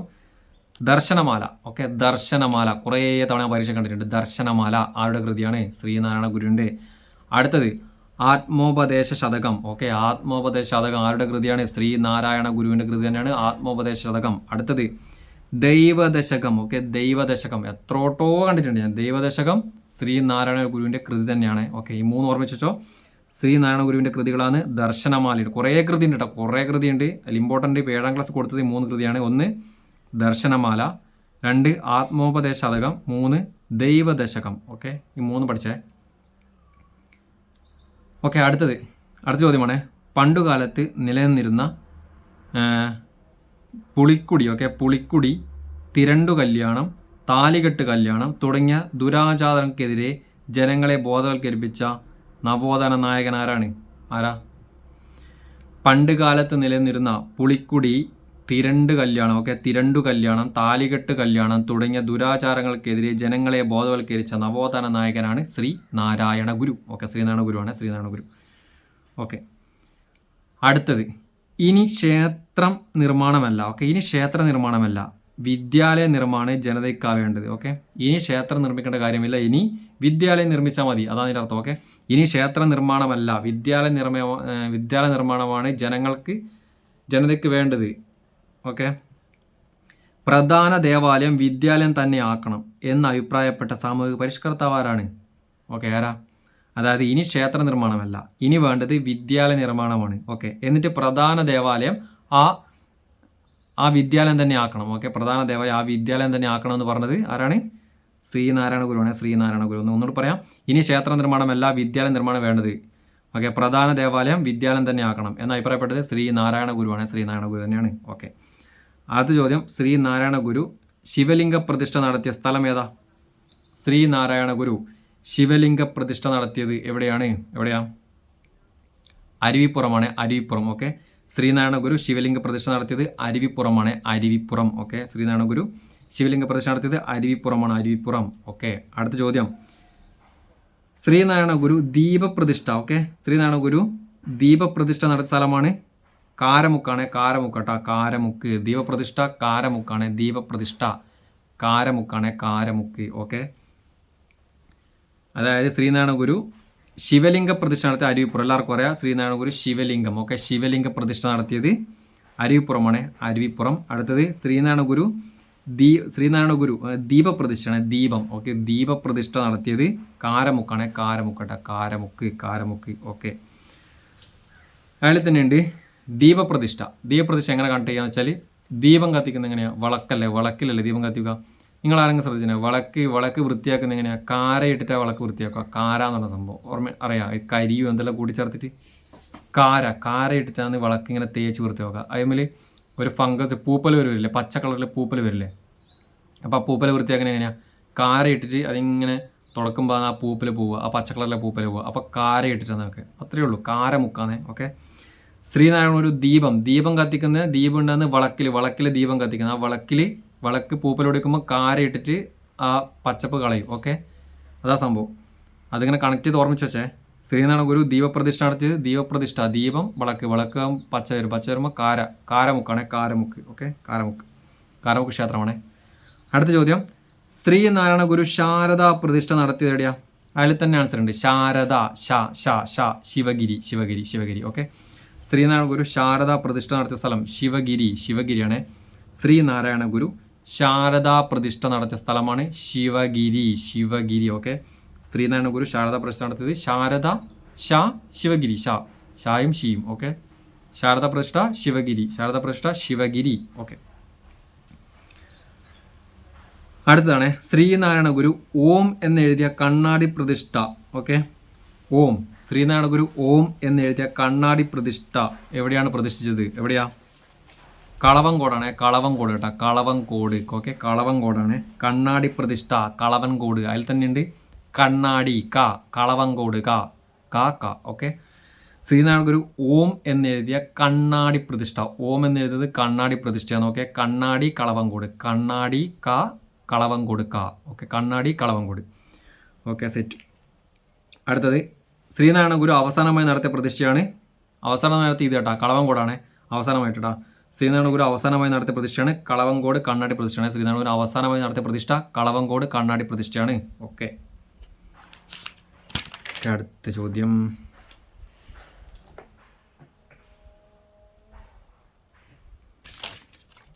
ഓക്കെ, അടുത്ത ചോദ്യമാണ്. തിരുവനന്തപുരം ജില്ലയിലെ വെങ്ങാനൂരിൽ ജനിച്ച സാമൂഹിക പരിഷ്കർത്താവ് ആരാണ്? ആരാ? തിരുവനന്തപുരം ജില്ലയിലെ വെങ്ങാനൂരിൽ ജനിച്ച സാമൂഹിക പരിഷ്കർത്താവ് ആരാണ്? തിരുവനന്തപുരം ജില്ലയിലെ വെങ്ങാനൂരിൽ ജനിച്ച സാമൂഹിക പരിഷ്കർത്താവാണ് ആരാ? അയ്യങ്കാളിയാണ്. അയ്യങ്കാളി കേട്ടാ, അയ്യങ്കാളി. ഒന്നുകൂടി പറയാം. തിരുവനന്തപുരം ജില്ലയിലെ വെങ്ങാനൂരിൽ ജനിച്ച സാമൂഹിക പരിഷ്കർത്താവ് ആരാണ്? അയ്യങ്കാളി. അയ്യങ്കാളി, അയ്യങ്കാളിയാണ് തിരുവനന്തപുരം ജില്ലയിലെ. ഓർമ്മ ചെയ്ത് ഇമ്പോർട്ടൻ്റ് ആണ്. തിരുവനന്തപുരം ജില്ലയിലെ വെങ്ങാനൂർ, വെങ്ങാനൂരിലാണ് അയ്യങ്കാളി ജനിച്ചത്. ഓക്കെ, അടുത്ത ചോദ്യം. അധസ്ഥിതരുടെ ഉന്നമനത്തിനായി പ്രവർത്തിച്ച സാമൂഹിക പരിഷ്കർത്താവ് ആരാ? അധസ്ഥിതരുടെ ഉന്നമനത്തിനായി പ്രവർത്തിച്ച സാമൂഹിക പരിഷ്കർത്താവാണ് അയ്യങ്കാളിയാണ്. അയ്യങ്കാളി കേട്ടാ, അധസ്ഥിതരുടെ. ഓക്കെ, അധസ്ഥിതരുടെ ഉന്നമനത്തിനായി പ്രയത്നിച്ച സാമൂഹ്യ പരിഷ്കർത്താവ് ആരാണ്? അയ്യങ്കാളിയാണ്. അയ്യങ്കാളിയാണ്, അയ്യങ്കാളി. ഓക്കെ, അടുത്തത് അയ്യങ്കാളി അധസ്ഥിതർക്ക് മാത്രമായി വിദ്യാലയം ആരംഭിച്ച വർഷം എപ്പോഴാണ്? എപ്പോഴാണ് അയ്യങ്കാളി അധസ്ഥിതർക്ക് മാത്രമായി വിദ്യാലയം ആരംഭിച്ചത്? 1904. 1904 അയ്യങ്കാളി അധസ്ഥിതർക്ക് മാത്രമായി വിദ്യാലയം ആരംഭിച്ചത്. ഓക്കെ, അടുത്തത് ഇമ്പോർട്ടൻ്റ് ചോദ്യമാണ്. അടുത്തത് കേട്ടോ, ഇത് ഓർമ്മിച്ച് നോക്കണം. ഇതിലെ മുന്നേ നമ്മൾ പറഞ്ഞതാണ്, എന്നാലും വീണ്ടും പറയുന്നുണ്ട്. ഞങ്ങളുടെ കുട്ടികൾക്ക് പഠിക്കാൻ സൗകര്യം നൽകിയില്ലെങ്കിൽ കാണായ പാഠങ്ങളിലെല്ലാം മുട്ടിപ്പുല്ല് കുരിപ്പിക്കും എന്ന് പ്രഖ്യാപിച്ച സാമൂഹിക പരിഷ്കർത്താവ് ആരാണ്? ഇമ്പോർട്ടൻ്റ് ആണ്. ആരാ? ഞങ്ങളുടെ കുട്ടികൾക്ക് പഠിക്കാൻ സൗകര്യം നൽകിയില്ലെങ്കിൽ കാണായ പാഠങ്ങളിലെല്ലാം മുട്ടിപ്പുല്ല് കുരിപ്പിക്കും എന്ന് പ്രഖ്യാപിച്ച സാമൂഹിക പരിഷ്കർത്താവ് ആരാണ്? ആരാണ്? അയ്യങ്കാളിയാണ്. അയ്യങ്കാളി തന്നെയാണ്. ഓക്കെ, അയ്യങ്കാളിയാണ് പറഞ്ഞത്. ഓക്കെ, അടുത്തത്.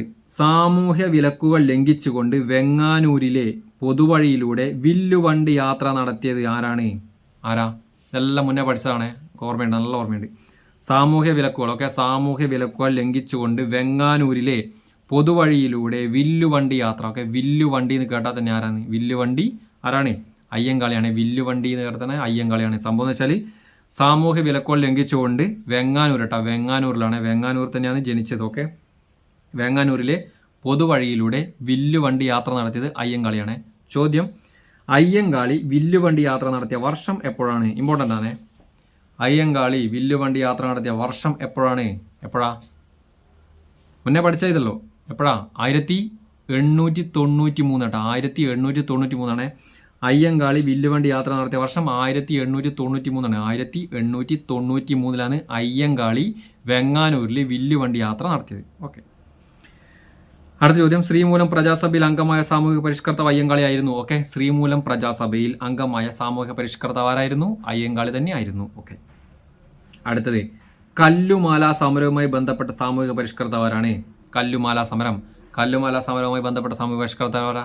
അയ്യങ്കാളി തന്നെയാണ്. അയ്യങ്കാളി തന്നെയാണ്. ഓക്കെ, കല്ലുമാല സമരവുമായി ബന്ധപ്പെട്ട സാമൂഹിക പരിഷ്കർത്താവും അയ്യങ്കാളി തന്നെയാണ്. അയ്യങ്കാളി തന്നെയാണ്. ഓക്കെ, അടുത്തത്. അധസ്ഥിതരുടെ സഞ്ചാര സ്വാതന്ത്ര്യത്തിന് തുടക്കം കുറിച്ച സാമൂഹിക പരിഷ്കർത്താവ് അയ്യങ്കാളിയാണ്.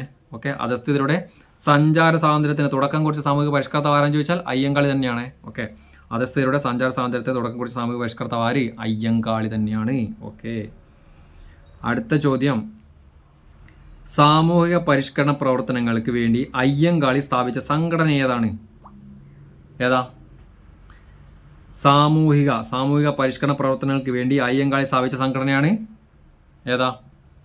സാധുജന പരിപാലന സംഘമാണ്. സാധുജന പരിപാലന സംഘം. ഓക്കെ, സാമൂഹിക പരിഷ്കരണ പ്രവർത്തനങ്ങൾക്ക് വേണ്ടി അയ്യങ്കാളി സ്ഥാപിച്ച സംഘടനയാണ് സാധുജന പരിപാലന സംഘം. സാധുജന പരിപാലന സംഘം ഒന്നുകൂടെ പറയാം. സാമൂഹിക പരിഷ്കരണ പ്രവർത്തനങ്ങൾക്ക് വേണ്ടി അയ്യങ്കാളി സ്ഥാപിച്ച സംഘടന ഏത് സംഘടന? സാധുജന പരിപാലന സംഘമാണ്. സാധുജന പരിപാലന സംഘം. മുന്നേ പഠിച്ചാണ് ഇതല്ലോ. ഓക്കെ. കാഴ്ചപ്പാടൊന്നും വേണ്ട, ഒന്നും ചോദിക്കുന്നില്ല. പ്രവർത്തനങ്ങളൊന്നും വേണ്ട. ഇത് വേണം. മുസ്ലിം ഐക്യ സംഘത്തിൻ്റെ പ്രവർത്തകവുമായി ബന്ധപ്പെട്ട് സഹകരിച്ച വ്യക്തിയാണ് ആരാ? മുസ്ലിം ഐക്യ സംഘത്തിൻ്റെ, ഓക്കെ, മുസ്ലിം ഐക്യ സംഘത്തിൻ്റെ പ്രവർത്തനവുമായി സഹകരിച്ച വ്യക്തി ആരാണ്? ആരാ? പറ. നിങ്ങൾക്ക് ഗ്യാപ്പ് തരുന്നത് നിങ്ങൾ ആ സ്പോട്ടിൽ ഉത്തരം പറഞ്ഞിരിക്കണേ, മനസ്സിലെയോ സൗണ്ടിലോ എങ്ങനെ വേണമെങ്കിൽ പറഞ്ഞു. ഓക്കെ. മുസ്ലിം ഐക്യ സംഘത്തിൻ്റെ പ്രവർത്തനവുമായി സഹകരിച്ച വ്യക്തിയാണ് വക്കം അബ്ദുൽ ഖാദർ മൗലവിയാണ്. വക്കം അബ്ദുൽ ഖാദർ മൗലവിയാണ്. ഓക്കെ. മുസ്ലിം ഐക്യ സംഘത്തിൻ്റെ പ്രവർത്തനവുമായി സഹകരിച്ച വ്യക്തിയാണ് വൈക്കം അബ്ദുൽ ഖാദർ. ഓക്കെ. വക്കം അബ്ദുൽ ഖാദർ മൗലവിയാണ്. വക്കം അബ്ദുൽ ഖാദർ മൗലവിയാണ്. ഓക്കെ. വക്കം അബ്ദുൽ ഖാദർ മൗലവിയാണ്. ഇത് ഓർമ്മിക്കണേ. വക്കം അബ്ദുൽ ഖാദർ മൗലവി ആരംഭിച്ച മാസികകൾ ജസ്റ്റ് ഒന്ന് ഓർമ്മിച്ച് വെച്ചേ. വക്കം അബ്ദുൽ ഖാദർ മൗലവി ആരംഭിച്ച മാസികകൾ ഓർമ്മിച്ച് വെച്ചേ. 1 മുസ്ലിം, 2 അൽ ഇസ്ലാം. ഓക്കെ, 2 ഓർമ്മിച്ചേ. വക്കം അബ്ദുൽ ഖാദർ മൗലവി ആരംഭിച്ച മാസികളാണ് 1 മുസ്ലിം, 2 അൽ ഇസ്ലാമാണ്. ഒന്നുകൂടി പറയാം. വക്കം അബ്ദുൽ ഖാദർ മൗലവി ആരംഭിച്ച മാസികൾ. ഓക്കെ. 1 മുസ്ലിം ഉണ്ട്, 2 അൽ ഇസ്ലാം. ഓക്കെ. അടുത്ത ചോദ്യമാണ്, സ്വദേശാഭിമാനി പത്രം ആരംഭിച്ച സാമൂഹിക പരിഷ്കർത്താവ് ആരാണ്? ഇമ്പോർട്ടൻ്റ് ആണ്. സ്വദേശാഭിമാനി. ഓക്കെ. സ്വദേശാഭിമാനി പത്രം ആരംഭിച്ച സാമൂഹിക പരിഷ്കർത്താവ് ആരാണ്? പറഞ്ഞോ. ഓക്കെ അല്ലേ? ആരാ? വക്കം അബ്ദുൽ ഖാദർ മൗലവിയാണ്. വക്കം അബ്ദുൽ ഖാദർ മൗലവി തന്നെയാണ്. ഓക്കെ. ഒന്നുകൂടി പറയാം. സ്വദേശാഭിമാനി പത്രം ആരംഭിച്ച സാമൂഹിക പരിഷ്കർത്താവാണ് വക്കം അബ്ദുൽ ഖാദർ മൗലവി. ഓക്കെ. അടുത്ത ചോദ്യം, തിരുവിതാംകൂറിലെ രാജവാഴ്ചയുടെ അഴിമതികളെയും അനീതികളെയും വെളിച്ചത്ത് കൊണ്ടുവന്ന പത്രമാണ് സ്വദേശാഭിമാനി. ഓക്കെ, അത്രയേ ഉള്ളൂ. അതായത് തിരുവിതാംകൂറിലെ രാജവാഴ്ചയുടെ അഴിമതിയുടെയും അനീതികളെയും വെളിച്ചത്ത് കൊണ്ടുവന്ന പത്രമാണ് സ്വദേശാഭിമാനി പത്രം. ഓക്കെ, സ്വദേശാഭിമാനി പത്രമാണ് സ്വദേശാഭിമാനി പത്രം. സ്വദേശാഭിമാനി പത്രം കണ്ടുകെട്ടുകയും പത്രാധിപരായ രാമകൃഷ്ണ പിള്ളയെ നാട് കടത്തുകയും ചെയ്ത വർഷം എപ്പോഴാണ്? അങ്ങനെ ഉറപ്പായിട്ടും തിരുവിതാംകൂർ രാജാവിനെതിരെയും അവർ അനീതികൾക്കെല്ലാം എടുക്കുന്നത് പത്രമായിരുന്നു സ്വദേശാഭിമാനി. അതുകൊണ്ട് തന്നെ അത് ഉറപ്പായിട്ട് ആ പത്രം കണ്ടുകെട്ടും. അപ്പോൾ സ്വദേശാഭിമാനി പത്രം കണ്ടുകെട്ടുകയും ആ സമയത്ത് പത്രാധിപരായിരുന്നു രാമകൃഷ്ണ പിള്ളയാണ്. ഓക്കെ, സ്വദേശാഭിമാനി രാമകൃഷ്ണപിള്ള. ഓക്കെ, രാമകൃഷ്ണപിള്ളയെ നാട് കടത്തുകയും ചെയ്ത വർഷമായിരുന്നു 1910. 1910. ഓക്കെ, 1910. സ്വദേശാഭിമാനി പത്രം കണ്ടുകെട്ടിയും പത്രാധിപരായ കൃഷ്ണപിള്ളയെ നാട് കടത്തുകയും ചെയ്ത വർഷം 1910. 1910. ഓക്കെ. അടുത്തത്, എൻ്റെ പത്രാധിപരെ കൂടാതെ എനിക്ക് പത്രമെന്തിന്, അച്ചുകൂടമെന്തിന് എന്നിങ്ങനെ നിലപാട് സ്വീകരിച്ച വ്യക്തി ആരായിരിക്കും? അത് സ്ഥാപിച്ച ആളായിരിക്കും. ആരാ? വക്കം അബ്ദുൽ ഖാദർ മൗലവിയാണ്. വക്കം അബ്ദുൽ ഖാദർ മൗലവി. ഓക്കെ. എൻ്റെ പത്രാധിപരെ കൂടാതെ എനിക്ക് എന്തിനാണ് ഈ പത്രമോ, എന്തിനാണ് ഈ അച്ചുകൂടോ? അച്ചുകൂടം എന്ന് പറഞ്ഞാൽ ഈ പത്രം അടിക്കുന്ന അച്ച്. ഓക്കെ, എന്തിനാണ് ചോദിച്ചത്? വക്കം അബ്ദുൽ ഖാദർ മൗലവിയാണ്. വക്കം അബ്ദുൽ ഖാദർ മൗലവി തന്നെയാണ്. ഓക്കെ. അടുത്ത ചോദ്യം, തിരുവല്ലയിലെ ഇരവി പേരൂൽ ജനിച്ച സാമൂഹിക പരിഷ്കർത്താവ് ആരാണ്? ഓക്കെ, തിരുവല്ലയിലെ ഇരവി പേരൂൽ ജനിച്ച സാമൂഹിക പരിഷ്കർത്താവ് ആരാണ്? കുമാരഗുരുദേവനാണ്. ഓക്കെ, കുമാരഗുരുദേവൻ അല്ലെങ്കിൽ പൊയ്കയിൽ യോഹന്നാൻ. ഓക്കെ, പൊയ്കയിൽ യോഹന്നാൻ. ഇതെല്ലാം പറയുന്ന ഒന്നാണ്, ഒരാളെ നട്ടാ. പൊയ്കയിൽ യോഹന്നാൻ, കുമാരഗുരുദേവൻ. ഓക്കെ, ഒന്നുകൂടി പറയാം. തിരുവല്ലയിലെ ഇരവി പേരൂൽ ജനിച്ച സാമൂഹിക പരിഷ്കർത്താവ് കുമാരഗുരുദേവനാണ്. കുമാരഗുരുദേവൻ. ഓക്കെ. പൊയ്കയിൽ അപ്പച്ചൻ എന്ന പേരിൽ അറിയപ്പെട്ട സാമൂഹിക പരിഷ്കർത്താവ് ആരാണ്? ഇതാ ഞാൻ പറഞ്ഞത്. ഓക്കെ, പൊയ്കയിൽ അപ്പച്ചൻ. ആരാ? പൊയ്കയിൽ അപ്പച്ചൻ എന്നറിയപ്പെടുന്ന ആരാണ്? കുമാരഗുരുദേവനാണ്. കുമാരഗുരുദേവൻ തന്നെയാണ്. ഓക്കെ, പൊയ്കയിൽ അപ്പച്ചൻ എന്നറിയപ്പെട്ട സാമൂഹിക പരിഷ്കർത്താവ് കുമാരഗുരുദേവനാണ്. കുമാരഗുരുദേവൻ. ഓക്കെ. അടുത്ത ഇമ്പോർട്ടൻറ്റ് ചോദ്യമാണ്, പ്രത്യക്ഷ രക്ഷാ ദേവസഭ. പ്രത്യക്ഷ രക്ഷാ ദേവസഭ എന്ന സംഘടന സ്ഥാപിച്ചത് ആരാണ്? പ്രത്യക്ഷ രക്ഷാ ദേവസഭ എന്ന സംഘടന സ്ഥാപിച്ചത് ആരാണ്? ഇമ്പോർട്ടൻ്റ് ആണേ. പ്രത്യക്ഷ രക്ഷാ ദേവസഭ എന്ന സംഘടന സ്ഥാപിച്ചത് ആരാ? പൊയ്കയിൽ കുമാരഗുരുദേവനാണ്. പൊയ്കയിലാണ്. ഓക്കെ, ഒന്നുകൂടി പറയാം.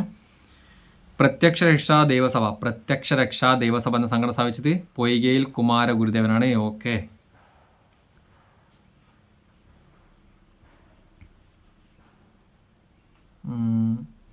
ഇതൊന്നും വേണ്ട, ചോദിക്കാൻ സാധ്യതയില്ല.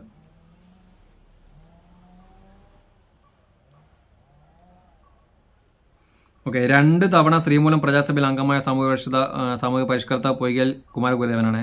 ഒന്നുകൂടി പറയാം. 2 തവണ ശ്രീമൂലം പ്രജാസഭയിൽ അംഗമായ സാമൂഹിക പരിഷ്കർത്താവാണ് പൊയ്കയിൽ കുമാരഗുരുദേവനാണ്. ഓക്കെ.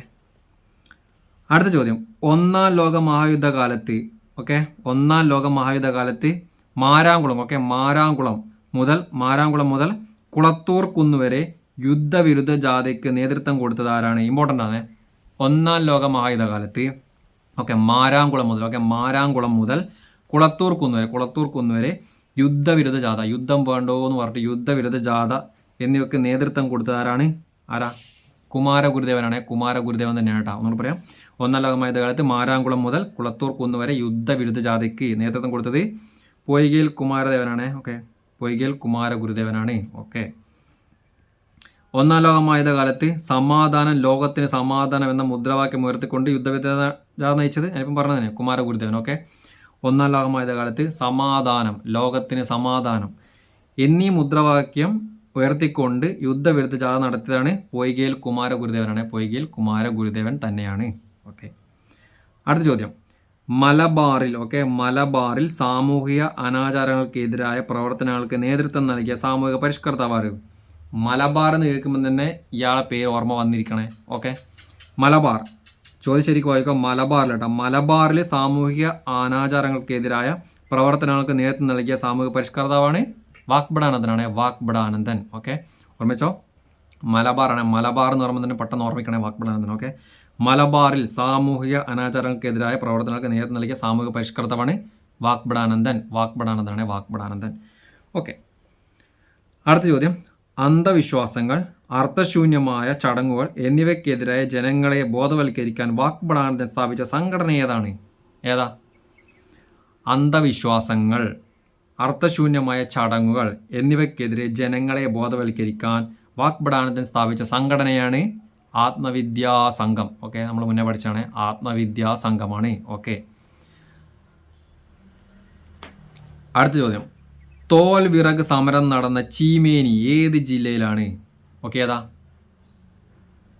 തോൽ വിറക് സമരം. ഓക്കെ, തോൽ വിറക് സമരം നടന്ന ചീമേനി ഏത് ജില്ലയിലാണ്? കാസർഗോഡ് കേട്ടോ. ഓക്കെ, തോൽ വിറക്. ഓക്കെ, തോൽ വിറക് സമരം നടന്ന ചീമേനി കേട്ടോ. ചീമേനി ഏത് ജില്ലയിലാണ്? കാസർഗോഡ് കേട്ടോ. കാസർഗോഡ്. ഓക്കെ, കാസർഗോഡാണ്. തോൽ വിറകില്ലേ? കാർത്തിയാനി നയിച്ചത് കാർത്തിയാനിയമ്മയല്ലേ? ഓക്കെ, തോൽ വിറക് സമരം നയിച്ചത് കാർത്തിയാനിയമ്മല്ലേ? നമ്മൾ ഡീറ്റെയിൽ ഇവിടെ ഇതിനകത്ത് കൊടുത്തിട്ടില്ല, എൻ്റെ ഓർമ്മയെന്ന് പറഞ്ഞേ. ഓക്കെ, കാർത്തിയാനിയമ്മയാണ്, ഇതിൽ കൊടുത്തിട്ടില്ല. ഓക്കെ, തോൽ വിറക് സമരം നടത്തിയത് കാർത്തിയാനിയമ്മയാണ്. അത് ചീമേനി കാസർഗോഡ്. ഓക്കെ, അടുത്ത ചോദ്യം. മേച്ചിൽ പുല്ല് സമരത്തിന് നേതൃത്വം കൊടുത്തത് ആരാ? മേച്ചിൽ പുല്ല് സമരത്തിന് നേതൃത്വം കൊടുത്തത് ആരാണ്? മേച്ചിൽ പുല്ല് സമരത്തിന് നേതൃത്വം കൊടുത്തത് ആരാണ്? കണ്ടക്കൈ കുഞ്ഞാക്കമ്മയാണ്. ഓക്കെ, കണ്ടക്കൈ കുഞ്ഞാക്കമ്മയാണ്. മേച്ചിൽ പുല്ല് കേട്ടാ. മേച്ചിൽ പുല്ല് സമരത്തിന് നേതൃത്വം കൊടുത്തത് കണ്ടക്കൈ കുഞ്ഞാക്കമ്മയാണ്. കണ്ടക്കൈ കുഞ്ഞാക്കമ്മയാണ് മേച്ചിൽ പുല്ല് സമരത്തിന് നേതൃത്വം കൊടുത്തത്. ഒന്നുകൂടെ പറയാം. മേച്ചിൽ പുല്ല് സമരത്തിന് നേതൃത്വം കൊടുത്തത് കണ്ടക്കൈ കുഞ്ഞാക്കമ്മയാണ്. കണ്ടക്കൈ കുഞ്ഞാക്കമ്മ. ഓക്കെ, കണ്ടക്കൈ കുഞ്ഞാക്കമ്മയുടെ നേതൃത്വത്തിൽ മേച്ചിൽ പുല്ല് സമരം നടന്നേടിയാ? കണ്ണൂരാണ് കേട്ടോ. ഒന്നുകൂടെ പറയാം. കണ്ടക്കൈ കുഞ്ഞാക്കമ്മയുടെ നേതൃത്വത്തിൽ മേച്ചിൽ പുല്ല് സമരം നടന്ന ജില്ല ഏത് ജില്ലയിലാണ്? കണ്ണൂർ ജില്ലയിലാണ്. കണ്ടക്കൈ കുഞ്ഞാക്കമ്മയുടെ നേതൃത്വത്തിൽ മേച്ചിൽ പുല്ല് സമരം നടന്നത് കണ്ണൂർ ജില്ലയിലാണ്. ഓക്കെ, അടുത്ത ചോദ്യം. നമ്പൂതിരി സമുദായത്തിലെ സ്ത്രീകൾ അനുഭവിച്ചിരുന്ന അസമത്വത്തിനും വിവേചനത്തിനും എതിരെ പ്രവർത്തിച്ച സാമൂഹിക പരിഷ്കർത്താക്കൾ ആരൊക്കെയായിരുന്നു? BT ഭട്ടതിരിപ്പാടും MR ഭട്ടതിരിപ്പാടുമാണ്. ഓക്കെ, ചോദ്യം ഇതാണ്, ഇമ്പോർട്ടൻ്റ് ആണ്. ഈ ശനിയാഴ്ചത്തെ പരീക്ഷയ്ക്ക് ചോദിച്ചെന്നൊക്കെ സംശയമുണ്ട്. നമ്മൾ മുന്നേ പറഞ്ഞ കാര്യം. ഓക്കെ, അടുക്കളയിൽ നിന്ന് അരങ്ങത്തേക്ക് എന്ന നാടകം രചിച്ചതാരാണ്? ഇത് ചോദിച്ചു കേട്ടോ. കഴിഞ്ഞ ആഴ്ച നമുക്ക് 8-ാം തീയതി ചോദിച്ചെന്ന് തോന്നുന്നു. നമ്മൾ മുന്നേ കാര്യം ചർച്ച ചെയ്തിന്, അതുകൊണ്ടാണ് ആൻസർ കിട്ടിയതാണ്. എല്ലാം കണക്ക് അറിയുന്ന സംഭവം. അടുക്കളയിൽ നിന്ന് അരങ്ങത്തേക്ക് നാടകം രചിച്ചതാരാ? VT ഭട്ടതിരിപ്പാടാണ്. ഓക്കെ, അടുക്കളയിൽ നിന്ന് അരങ്ങത്തേക്ക് എന്ന നാടകം രചിച്ചത് VT ഭട്ടതിരിപ്പാടാണ്. ഓക്കെ, അടുത്തത്. ഋതുമതി എന്ന നാടകം രചിച്ചതാരാണ്? ഋതുമതി എന്ന നാടകം രചിച്ചതാരാ? പ്രേംജിയാണ്. പ്രേംജി MR ഭട്ടതിരിപ്പാടാണ്. ഓക്കെ, ഋതുമതി എന്ന നാടകം രചിച്ചത് പ്രേംജിയാണ്. MR ഭട്ടതിരിപ്പാടാണ്. ഓക്കെ, അടുത്ത ചോദ്യം. നമ്പൂതിരി സ്ത്രീകളെ സ്വയം പര്യാപ്തമാക്കാൻ നേതൃത്വം നൽകിയ വനിതകൾ ആരൊക്കെയായിരുന്നു?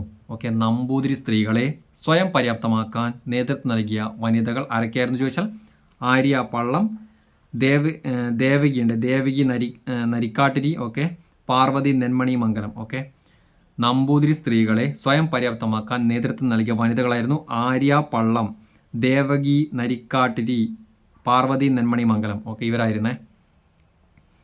അടുത്ത ചോദ്യം, കേരളത്തിൽ പ്രവർത്തിച്ച മിഷനറി സംഘടനകളുണ്ട്. കേരളത്തിൽ പ്രവർത്തിച്ച മിഷനറി സംഘടനകൾ. ഓക്കെ, ഇത് ഓർമ്മിച്ച് നോക്കണേ.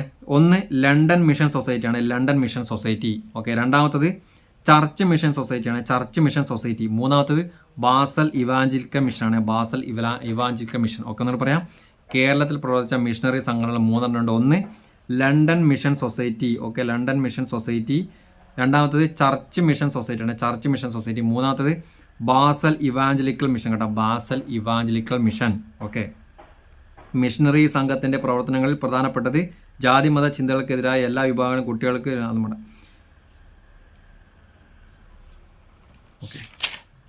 ഓക്കെ ഏട്ടാ കഴിഞ്ഞേട്ടാ. ഇത്രയും കാര്യങ്ങൾ 7ാം ക്ലാസ് അല്ല, ഇന്നത്തെ ക്ലാസ് കഴിഞ്ഞെന്നാണ് പറഞ്ഞത്. 7ാം ക്ലാസ്സിന് കഴിയേ 7ാം ക്ലാസ് 2 ക്ലാസ്സും കൂടി, 7ാം ക്ലാസ്സിൻ്റെ സാമൂഹ്യശാസ്ത്രം കഴിയ 2 ക്ലാസ്സും കൂടി വേണം കേട്ടോ. ഓക്കെ, 7ാം ക്ലാസ് സാമൂഹ്യശാസ്ത്രത്തിൻ്റെ 2ാമത്തെ ക്ലാസ്സാണിത്. അപ്പോൾ SCRT ഇമ്പോർട്ടൻ്റ് ആണ്. 5ാം ക്ലാസ് മുതൽ 10ാം ക്ലാസ്സിൽ നിർബന്ധമായിട്ട് നോക്കിയിരിക്കണം. അതുപോലെ റാങ്ക് ഫയലിലെ സിലബസ് ബേസിൽ എല്ലാ ക്വസ്റ്റ്യൻസ് നോക്കിയിരിക്കണം. നമ്മൾ ഇമ്പോർട്ടൻറ്റ് സാധനങ്ങളെല്ലാം നോക്കുന്നുണ്ട്, ഒരു പേജ് പോലും ഒഴിവാക്കാണ്ട് ഇമ്പോർട്ടൻ്റ് ആയിട്ട് നോക്കുന്നുണ്ട്. ഇതുവരെയുള്ള എല്ലാ ക്ലാസ്സും കമ്പനി ബോർഡ് LGS എന്ന പ്ലേലിസ്റ്റ് ഉണ്ട് ചാനലിൽ. ആ പ്ലേലിസ്റ്റ് പോയി കഴിഞ്ഞാൽ അടിയിൽ മുതൽ മേലെ വരെ വന്നു കഴിഞ്ഞാൽ നിങ്ങളൊരു ഫുള്ള് പഠിച്ച് സെറ്റായിരിക്കും. ഇമ്പോർട്ടൻ്റ് ആയിട്ട് മൊത്തം സാധനമുണ്ട്. അത് മൊത്തം പഠിച്ച് കഴിഞ്ഞാൽ ഉറപ്പായിട്ട് നല്ല മാർക്ക് അടിക്കാനാവും. നമുക്ക് ഉറപ്പുണ്ട്. ഓക്കെ, ഞാനും ഇത്ര തന്നെ പഠിച്ചിട്ടേ ഉള്ളൂ ഈ സംഭവം. ഓക്കെ, ഈ ലെവലിൽ നിങ്ങൾ LD ലെവലിലാണ് നിങ്ങൾ പഠിച്ചുകൊണ്ടിരിക്കുന്നത്. അതുകൊണ്ട് കമ്പനി ബോർഡ് LGS സിമ്പിളായിട്ട് തോന്നിക്കും ഇത് പഠിച്ചു കഴിഞ്ഞാൽ. Okay, set. അടുത്ത ഒരു ക്ലാസ്സുമായി കാണാം. ബൈ.